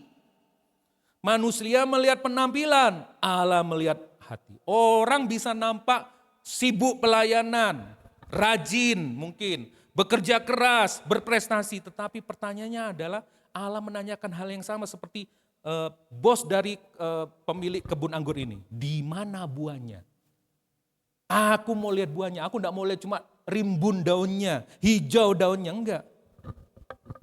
Saya enggak mau ngomong bahwa hal yang tadi itu salah, enggak, itu juga penting. Tapi bukan itu yang dicari sama Tuhan. Yang dicari Tuhan adalah akhirnya adalah buah. Demikian juga kehidupan Kristen kita. Tujuan akhirnya bukan sekedar menjadi orang yang aktif di gereja, di masyarakat. Orang yang baik, orang yang sukses, jadi berkat. Tetapi menghasilkan kehidupan yang berbuah, berubah, berbuah. Apa tujuan akhirnya? Semakin serupa Kristus. Ya. Nah, pohon ara ini lambang umat Tuhan, lambangnya Israel. Jadi Tuhan Yesus memberikan perumpamaan-perumpamaan. Bagi pembaca Yahudi, mereka sudah langsung tahu tuh, gambaran pohon ara, pohon anggur, itu pasti mereka. Nah, dalam perjanjian lama, Israel berkali-kali digambarkan seperti itu kan. Allah memilih mereka, memelihara mereka, dapat privilege, hak istimewa, memberikan hukum Taurat, memberikan nabi-nabi dipilih dari segala bangsa. memberikan bait Allah, Allah hadir di situ, mereka menikmati banyak hal secara jasmani dan rohani. Hak istimewa seperti pohon ara ditanam di kebun anggur tadi. Namun ketika Allah mencari buah, gak ono buahnya. Israel kamu ini cuma rimbun aja, tapi tidak ada buahnya. Justru kebalikannya yang ditemukan itu adalah kemunafikan. Mereka punya ritual agama, tetapi hati mereka jauh daripada Tuhan. Mereka memiliki aktivitas ibadahnya, tetapi kehilangan pertobatan. Inilah yang sedang dikritik oleh Tuhan Yesus. Oh, mungkin saudara agak lega sedikit. Itu kan Israel. Kita ngeles, itu kan Israel. Kita kan bukan Israel, kita umat perjanjian baru. Nah, perumpamaan ini juga diarahkan kepada saudara dan saya hari ini. Di zaman sekarang. Sebab sangat mungkin seorang bisa bertumbuh di lingkungan Kristen, gereja yang terbaik, pemimpin rohani yang terbaik, teman-teman yang terbaik, komunitas yang terbaik, pelayanan yang terbaik, mengikuti sekolah minggu, pemuda, remaja, dibaptis, menghafal ayat, berbahasa roh, aktif melayani, penuh dengan karunia-karunia roh, tetapi tidak pernah sungguh-sungguh mengenal Kristus. Itu tidak berbuah. Ada perbedaan besar. Ada perbedaan besar antara berada di sekitar anugerah dan diperbarui oleh anugerah. Saudara berada di sekitar anugerah atau saudara diperbarui oleh anugerah itu. Contoh Yudas Iskariot. Kurang apa Yudas Iskariot? Yang memuridkan langsung Tuhan Yesus. Komunitasnya adalah komunitas yang Yesus bangun. Yang memilih Yudas Tuhan Yesus sendiri. Catatannya seperti ini, kedekatan secara jasmani, aktivitas secara jasmani, tidak selalu berarti kehidupan rohani saudara berbuah. Saudara bisa berdiri di dalam garasi, tapi saudara bukan mobil. Saudara bisa duduk di ruang gedung gereja ini, tapi saudara bukan gereja. Bisa. Kedekatan secara jasmani, aktivitas secara jasmani tidak membuktikan apa-apa. Yang Allah cari bukan sekedar kedekatan, bukan aktivitas rohani. Yang Allah cari adalah kehidupan yang menghasilkan buah. Amin saudara. Apa yang terjadi dengan pohon ara ini? 3 tahun tanpa buah. Pemiliknya berkata gini, bosnya berkata, sudah 3 tahun loh. Ya, aku datang mencari buah. Nah ini lagi, ini waktu saya belajar ini seru banget di Alkitab ini. Jadi kalau saudara tidak baca Alkitab, rugi banget lah. Rugi banget beneran. Tidak menyelidiki Alkitab rugi. Nah mengapa Tuhan Yesus menyebut 3 tahun? Ya ini bukan random. Ini mengingatkan mereka pada hukum agrikultural orang Yahudi yang ditegaskan oleh hukum Taurat. Ada aturannya. Imamat 19, 23, 25 ini contohnya, saudara bisa foto. Ada aturannya. Jadi kalau nanam pohon ara ini ya, terus langsung berbuah, tidak boleh langsung dimakan. Itu katanya belum disunat, belum orlah, belum tahir. Jadi buahnya dibiarin aja. Nah ini mengajarkan pengendalian diri. Wah ada berkat Tuhan, ayo kita sikat, ayo makan. Enggak. Tunggu 3 tahun. Tahun keempat baru boleh dimakan. Dipersembahkan. Tahun kelima boleh dimakan. Kesuwen Pak. Nah kita kan suwen sikat aja. Bahkan buah bukan dari kebun kita ambil. Oh itu masuk ke daerah pekaranganku. Ambil aja ya buah mangga. Ya, contoh ya. Nah tapi ngajarin ini kepada bangsa pilihan ini. Nah rupanya mereka tahu 3 tahun itu setelah ditanam dan 3 tahun. Nah biasanya pohon ara ini mulai menghasilkan buah secara stabil itu setelah 3 tahun. Jadi ketika pemilik kebun ini melihat sudah 3 tahun, itu artinya ini waktunya buah ini bisa dipersembahkan. Buah ini nanti tahun ke-5 bisa dinikmati. Tetapi mereka bosnya tidak melihat buah di situ. 3 tahun itu artinya memasuki usia matang. Tetapi sampai hari itu mereka enggak lihat buah. Bosnya enggak lihat buah. Ternyata mandul. Nah perhatikan baik-baik. Pemilik kebun ini bukan orang yang berangasan atau tidak sabaran. Bukan. Pemilik kebun ini adalah orang yang sabar. Betul ya? Ia menunggu, berharap, memberi kesempatan. Faktanya apa? 3 tahun berlalu dan tetap tidak ada buah. Sabar enggak? Kalau saudara jadi bosnya pohon ara ini, sabar enggak? Sabar. Oh enggak, tahun pertama, sebulan pertama, sudah buang, ngotor-ngotorin aja ya. Tuhan Yesus tidak sedang mengajarkan bahwa orang percaya harus sempurna. Enggak. Waduh, siapa yang sempurna ya? Jangan-jangan aku ini yang ditebang. Kan aku rasa aku belum berbuah. Kalau itu standarnya, tidak ada seorang pun yang dapat bertahan di hadapan Tuhan. Pasti dipotong semua. Setuju? Siapa yang tidak pernah berdosa selama seminggu ini? Nah, tidak berbuah, potong, tebang. Sudah berapa tahun jadi orang Kristen? 20 tahun? Wih, ini 3 tahun ya dipotong langsung. 20 tahun, lebih lagi kesempatannya lebih banyak dipotong seharusnya. Betul ya? Kalau standarnya itu, tidak ada seorang pun yang bisa selamat. Alkitab sendiri menulis, itu bukan cara Allah, itu bukan Injil, itu bukan kabar baik. Alkitab sendiri penuh dengan tokoh-tokoh yang tidak sempurna, yang masih bergumul dengan dosa. Masalah pohon ara ini bukan masih bertumbuh secara perlahan, enggak. Masalah pohon ara ini apa? Tidak bertumbuh sama sekali, tidak berbuah. Tidak ada kehidupan. No hope, kalau bahasanya Pastor Jonathan. Tidak ada perubahan, tidak ada buah. Apa yang Bapak Ibu Saudara dapat dari sini? Buah itu adalah bukti dari kehidupan rohani saudara. Tidak bisa ditolak ini Bapak Saudara. Kalau saudara mengaku pengikut Kristus sudah diselamatkan, itu langsung buah yang muncul. Nah, disinilah kita harus hati-hati membedakan antara Injil dan agama. Agama berkata, seperti apa? Berbuahlah supaya Allah menerimamu, supaya Allah memberkatimu, supaya keluargamu harmonis, tokomu diberkati. Betul? Dari mimbar-mimbar gereja, itu yang diajarkan. Injil berkata, Allah telah menerimamu di dalam Kristus. Karena itu sekarang hidupmu mulai berbuah. Betul Bapak Saudara? Kita tidak menghasilkan buah supaya Allah mengasihi kita. Ayo semakin berbuah, Allah semakin sayang sama kamu. Tidak. Kita menghasilkan buah karena Allah terlebih dahulu sayang kepada kita. Beda. Pohon apel tidak berusaha menjadi pohon apel dengan menghasilkan apel. Enggak.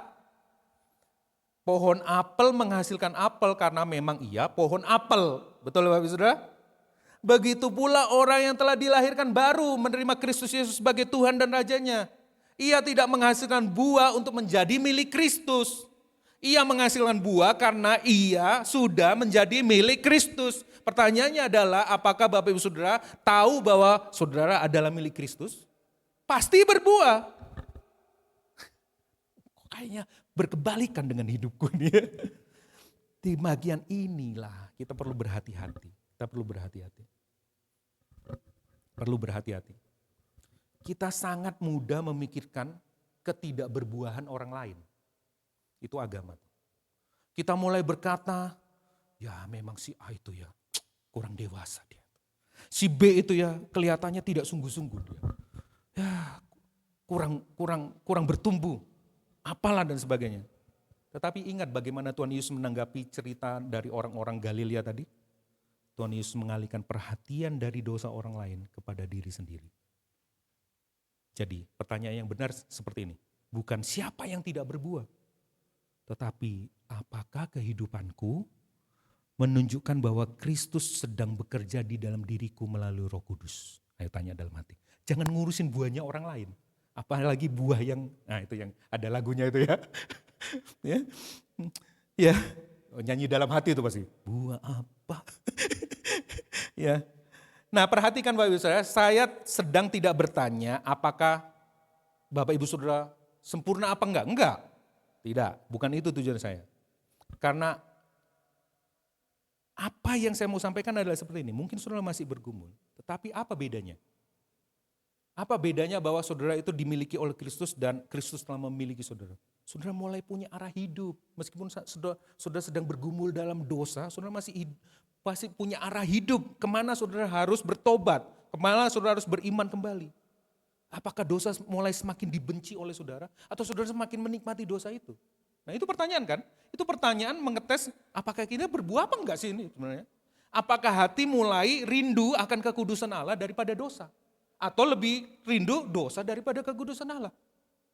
Apakah kasih kepada Kristus semakin bertumbuh, atau kasih kepada dunia yang semakin bertumbuh? Mungkin kita sedang mengalami pertumbuhan itu secara perlahan. Jatuh bangun. Tidak ada debita, tenang. Ya, tetapi ada kehidupan yang selalu bergumul terus. Itulah yang dicari oleh Allah. Ya. Tanda kita bergumul dalam dosa itu bukan berarti kita bukan milik Kristus.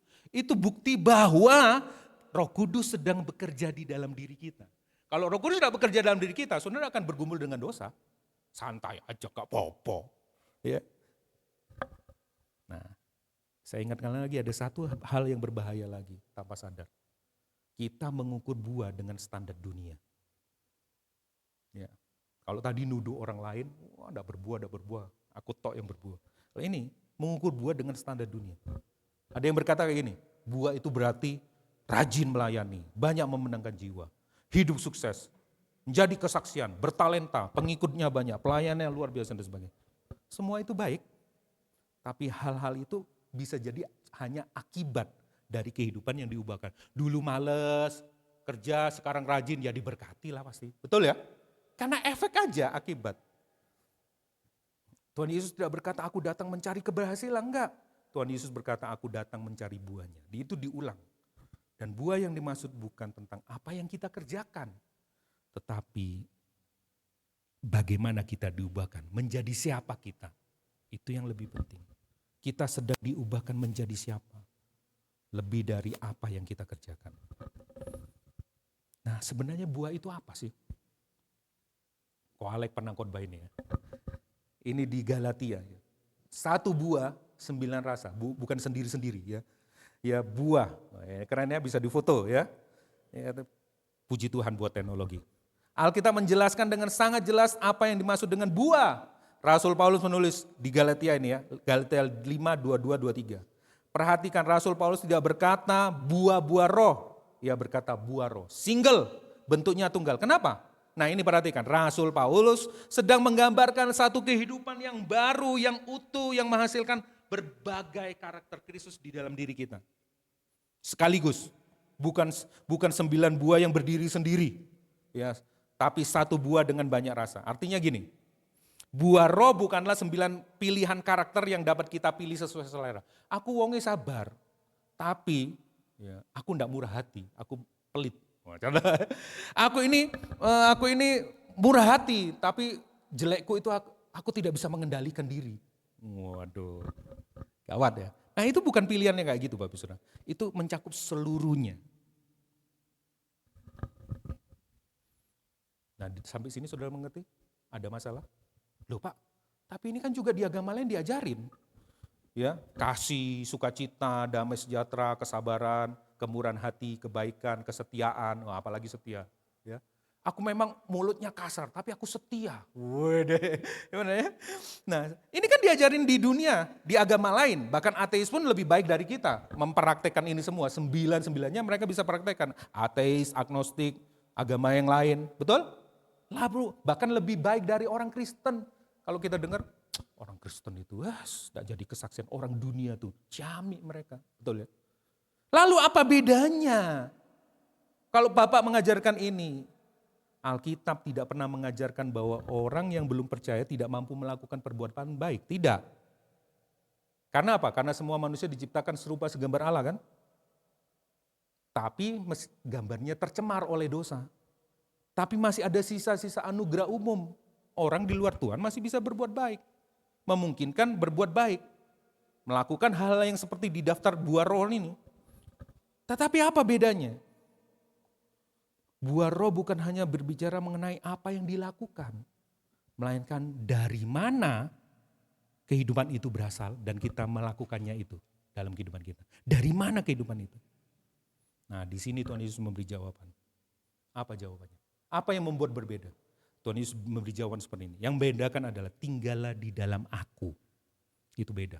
Itu yang tidak dipunyai oleh kepercayaan lain, agama lain, ateis, agnostik yang melakukan, mempraktekkan hal-hal baik yang tercatat di dalam buah roh ini. Tinggallah di dalam akulah pokok anggur yang benar.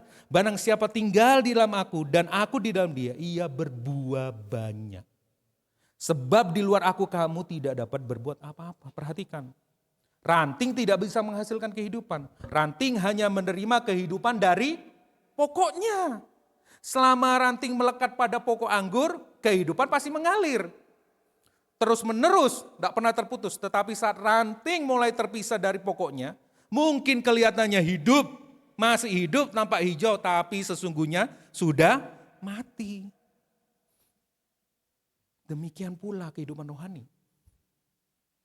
Yang membedakan orang percaya bukan bahwa ia lebih bermoral daripada orang ateis, agnostik, agama lain. Yang membedakan adalah ia telah dipersatukan dengan Kristus. Itu bedanya saudara. Waktu saudara dipersatukan dengan Kristus, buah-buah ini mulai muncul di dalam diri saudara. Hidup Kristus mengalir ke dalam diri kita melalui pekerjaan Roh Kudus, pekerjaan firman Tuhan. Diasah oleh komunitas. Dan perlahan, tidak sempurna tapi perlahan. Kehidupan ini mulai menghasilkan karakter Kristus di dalam diri kita. Amin.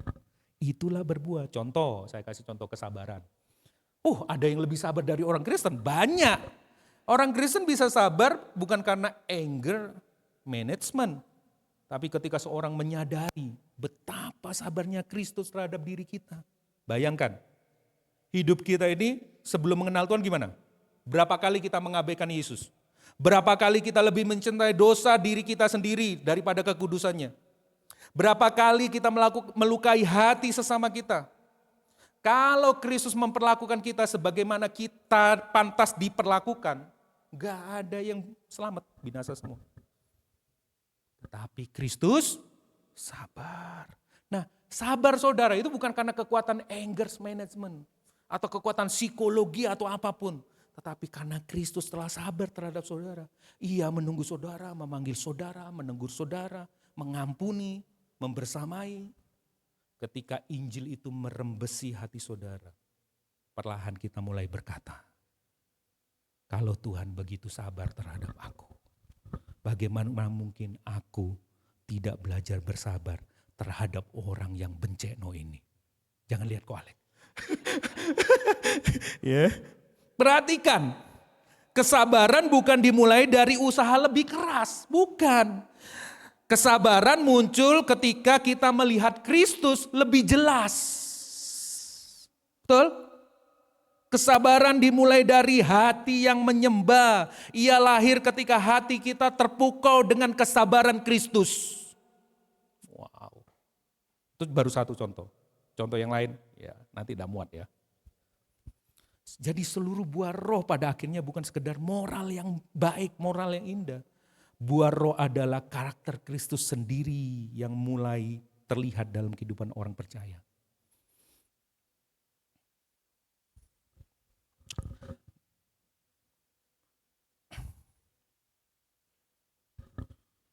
Ini adalah bagaimana kita mengetahui seorang adalah milik Allah.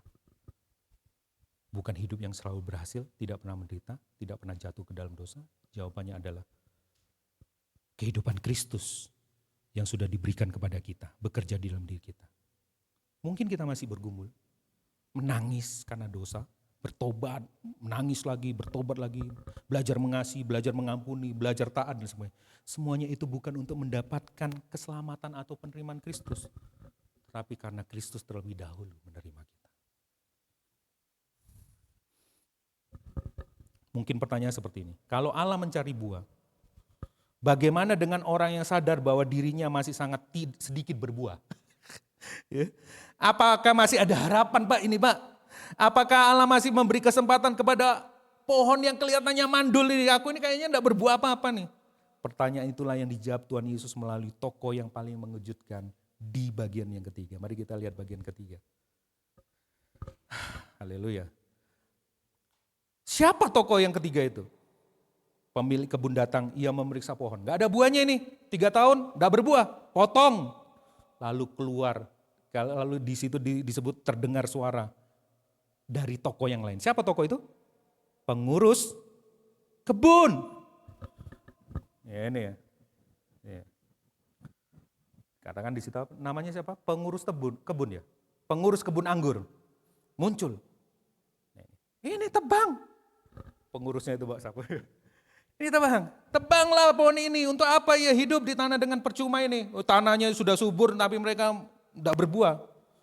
Kalimat ini terdengar keras, tapi cukup fair buat pemilik kebun.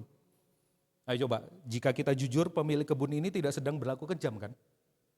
Kejam apa enggak? Enggak. Cengli enggak? Cengli. Waduh, cengli itu apa? Ia sedang berlaku adil. Pohon itu sudah menerima tanah yang baik, sinar matahari yang baik, hujan yang baik, pemeliharaan yang the best premium. Tetapi tetap tidak menghasilkan apa-apa. Karena itu keputusan dari pemilik kebun anggur ini wajar, logis untuk menebangnya. Itu adalah keputusan yang adil. Dan kalau kita mau lebih jujur lagi, cepat atau lambat, percaya atau tidak percaya, suka atau tidak suka, pohon itu mengarah kepada kita. Pohon yang mandul, pohon itu adalah kita. Sebelum mengenal Kristus kita hidup menikmati untuk diri kita sendiri. Begitu banyak kemurahan Tuhan yang Tuhan kasih, nafas hidup, sekolah, tapi kita gunakan untuk diri kita sendiri. Semuanya adalah pemberian Tuhan, tapi kita gunakan untuk kesenangan diri kita sendiri.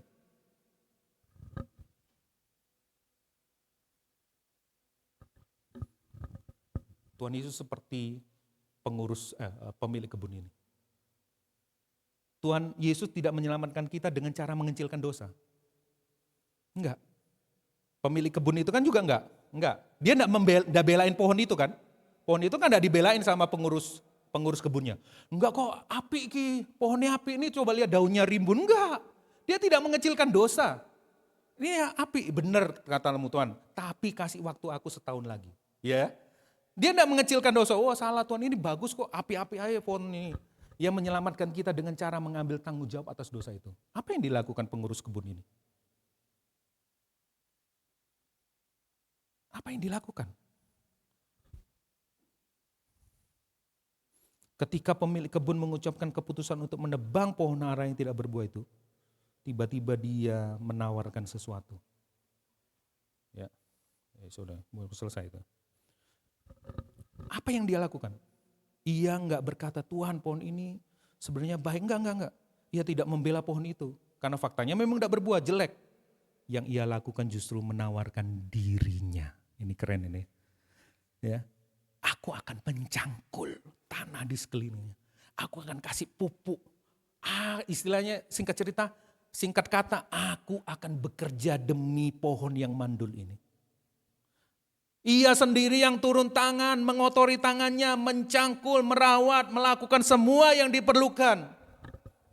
Perhatikan, bukankah ini gambaran yang sangat indah tentang Kristus? Tuhan Yesus tidak datang kepada Bapa sambil berkata, Bapa manusia ini sebenarnya cukup baik kok. Ciami orang ini talentanya banyak, dibelain enggak.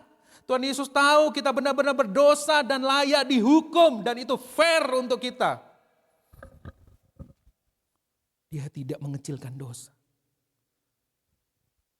Kristus itu adalah sang pengurus kebun yang mengotori tangannya sendiri. Pengurus kebun berkata bahwa ia akan memberi pupuk. Tahu saudara pupuk? Pupuk kandang pada zaman dulu. Dari kotoran binatang, artinya ia rela turun ke tanah. Dia turun jadi manusia. Jadi sama seperti saudara dan saya. Menyentuh sesuatu yang kotor, lahirnya di kandang. Ini inkarnasi, ini berita anugerah. Anak Allah yang kudus turun ke dunia yang kotor untuk menemui saudara. Lahir di palungan, berjalan di tanah yang berdebu di jalanan Galilea. Bertemu seorang pelacur, menyentuh orang kusta, duduk makan dengan pemungut cukai. Duduk makan bersama orang-orang berdosa, membasuh kaki murid-muridnya yang ngelembosi. Dan akhirnya apa? Dia memikul salib. Demi pohon yang mandul ini. Semuanya itu dilakukan bukan karena kita layak dan baik. Tetapi karena kasih-Nya. Perhatikan ini baik-baik Bapak Saudara. Keselamatan kita terletak pada kenyataan. Bahwa Kristus rela menjadi apa yang kita tidak mampu lakukan bagi diri kita sendiri. Ia turun ke tempat kita supaya kita dapat diangkat ke tempatnya Allah. Pengurus itu berkata, biarkan dia tahun ini lagi. Berikan dia tahun ini lagi. Kasih kesempatan. Kesempatan itu tidak berlangsung selamanya loh Bapak Saudara. Pergunakan baik-baik. Kalau sudah dikasih kesempatan sekarang, itu bukan berarti, oh Allah belum menghukum aku kok. Allah enggak apa-apa, aku baik, aku tampun, aku luar biasa diberkati. Hei, ini ada waktunya 3 tahun. Waktu saudara terbatas.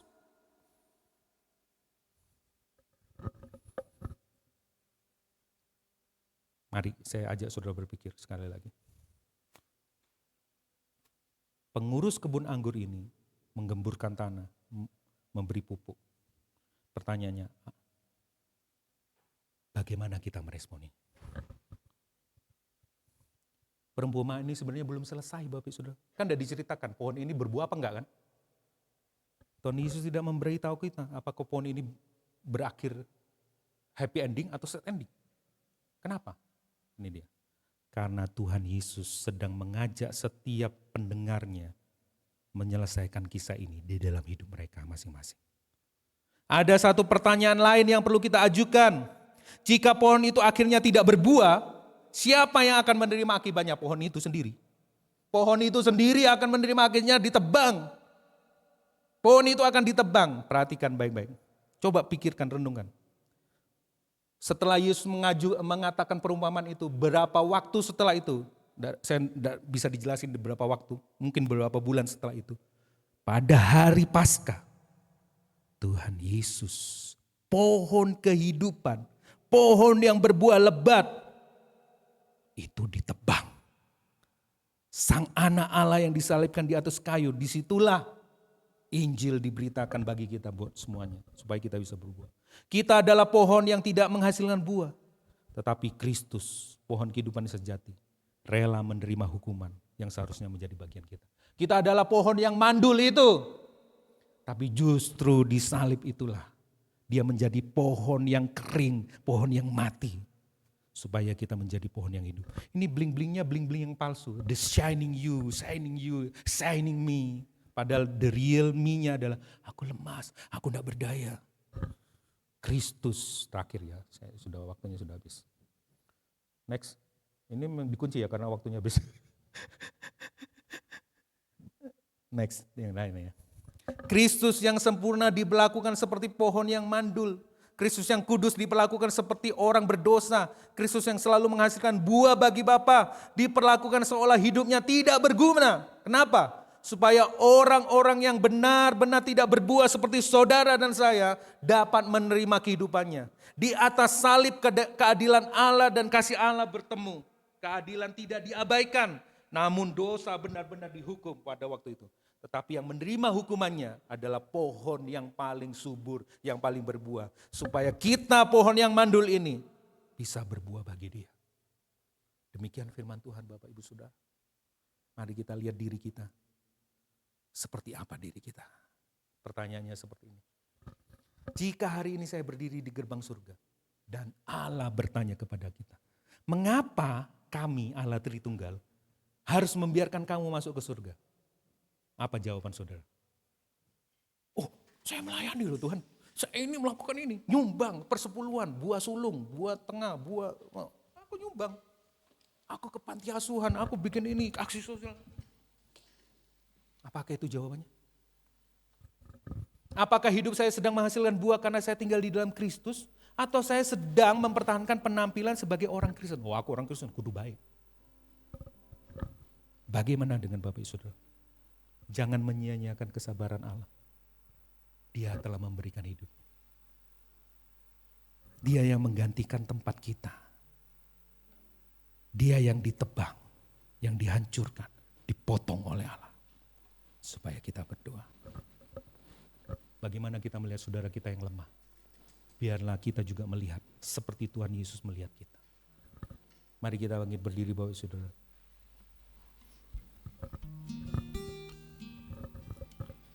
Mari renungkan firman Tuhan.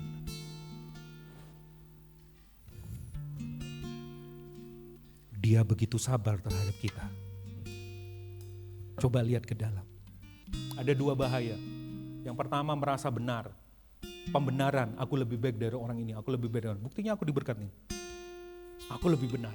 Aku tidak pernah mengalami kecelakaan, sakit, penyakit. Ya ini bukti bahwa Allah beranugerah, Allah menerima aku, Allah berkenan. Itu yang bahaya. Bahaya yang kedua adalah merasa tidak layak. Aku gagal terus, aku gagal terus. Yang kita lihat itu adalah pohon yang mandul itu terus. Seharusnya kita ketika gagal, kita berhenti melihat pohon yang kering itu. Kita mulai melihat kepada salib, di mana pohon yang sangat subur itu justru dipotong, dibinasakan untuk supaya kita yang seharusnya binasa memperoleh hidup. Berhenti meratapi kegagalanmu. Jangan melihat pohon ara yang tidak berbuah itu, yang memang harusnya mati, tidak berdaya. Lihatlah kepada pokok anggur yang paling subur itu, yang ditancapkan di kayu salib. Disitulah engkau akan memperoleh kekuatan untuk bangkit. Begitu juga engkau yang mungkin sombong, kita yang sombong, aku lebih baik dari orang ini, orang itu. Lihat ke salib. Tidak ada yang lebih benar dari pribadi Yesus Kristus. Tidak ada yang lebih baik dari pribadi Kristus. Tidak ada yang lebih kudus daripada pribadi Kristus. Justru dia menggantikan tempat kita yang jahat, yang bobrok, yang najis, yang keji. Itulah Injil Bapak Ibu Saudara.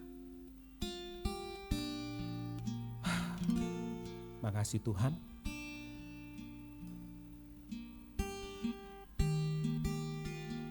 Kalau dua kelompok itu ada sekarang, naikkan doa kepada Tuhan.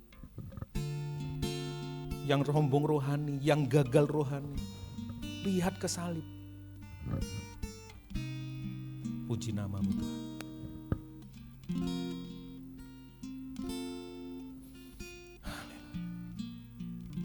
Makasih Tuhan buat firman-Mu. Roh Kudus Engkau yang melanjutkan, Roh Kudus yang melembutkan hati kami, menggemburkan hati kami. Karena Kristus terlebih dahulu telah menerima kami. Kami bersuka cita. Sebab kami tidak ada alasan untuk kami diam, tidak ada alasan kami untuk membenarkan diri kami sendiri, tidak ada alasan untuk kami merasa gagal terus. Waktunya bangkit, waktunya merendahkan hati, waktunya berproses bersama-sama di komunitas ini. Terima kasih Tuhan, kami bersyukur. Kami memberikan pujian hormat kami kepadamu. Engkau layak menerima segala pujian kami. Dan akhirnya jemaat Tuhan, angkat tanganmu dan terimalah berkat yang terbaik dari pokok anggur yang luar biasa yang telah memberikan hidupnya bagi pohon yang sudah mati, yang sudah mandul, yang impoten ini. Angkat tanganmu, Tuhan memberkatimu, Tuhan menyinari engkau dengan sinar wajahnya, memberkati engkau dengan berlimpah. Bukan untuk engkau nikmati sendiri, tetapi untuk engkau menjadi berkat bagi orang-orang di sekitarmu. Terlebih bagi orang-orang yang belum mendengar kabar Injil, kabar baik Yesus Kristus Tuhan. Beritakan itu baik atau tidak baik waktunya. Roh Kudus akan menopangmu, Roh Kudus akan memberikan kekuatan. Ketika engkau bersaksi, ketika engkau menyatakan firman Tuhan, Roh Kudus bekerja, mujizat dinyatakan, kuasa dinyatakan, nama Tuhan dipermuliakan, diberkati di kota, diberkati di desa, diberkati jalan keluar masukmu. Engkau menjadi kepala dan bukan menjadi ekor, karena Kristus terlebih dahulu menjadi kepala gereja buat engkau. Dan engkau menjadi tubuhnya, engkau bersama-sama di dalam Kristus. Diberikan kekuatan, diberikan hikmat, diberikan karunia-karunia untuk melayani, saling melayani, memperlengkapi tubuh Kristus. Terima kasih, kami terima berkat yang terbaik dari pokok anggur yang terbaik ini. Hanya di dalam nama Bapa, Tuhan Yesus, dan Roh Kudus. Sampai hari ini, sampai nanti Tuhan Yesus datang kembali. Di dalam nama Tuhan Yesus kami mengucap syukur, kami berdoa. Yang percaya bersama-sama katakan, amin, amin, amin. Tuhan Yesus memberkati.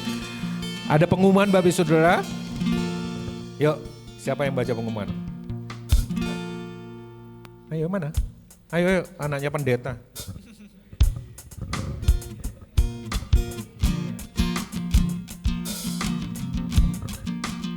Ya, shalom Om Tante semua.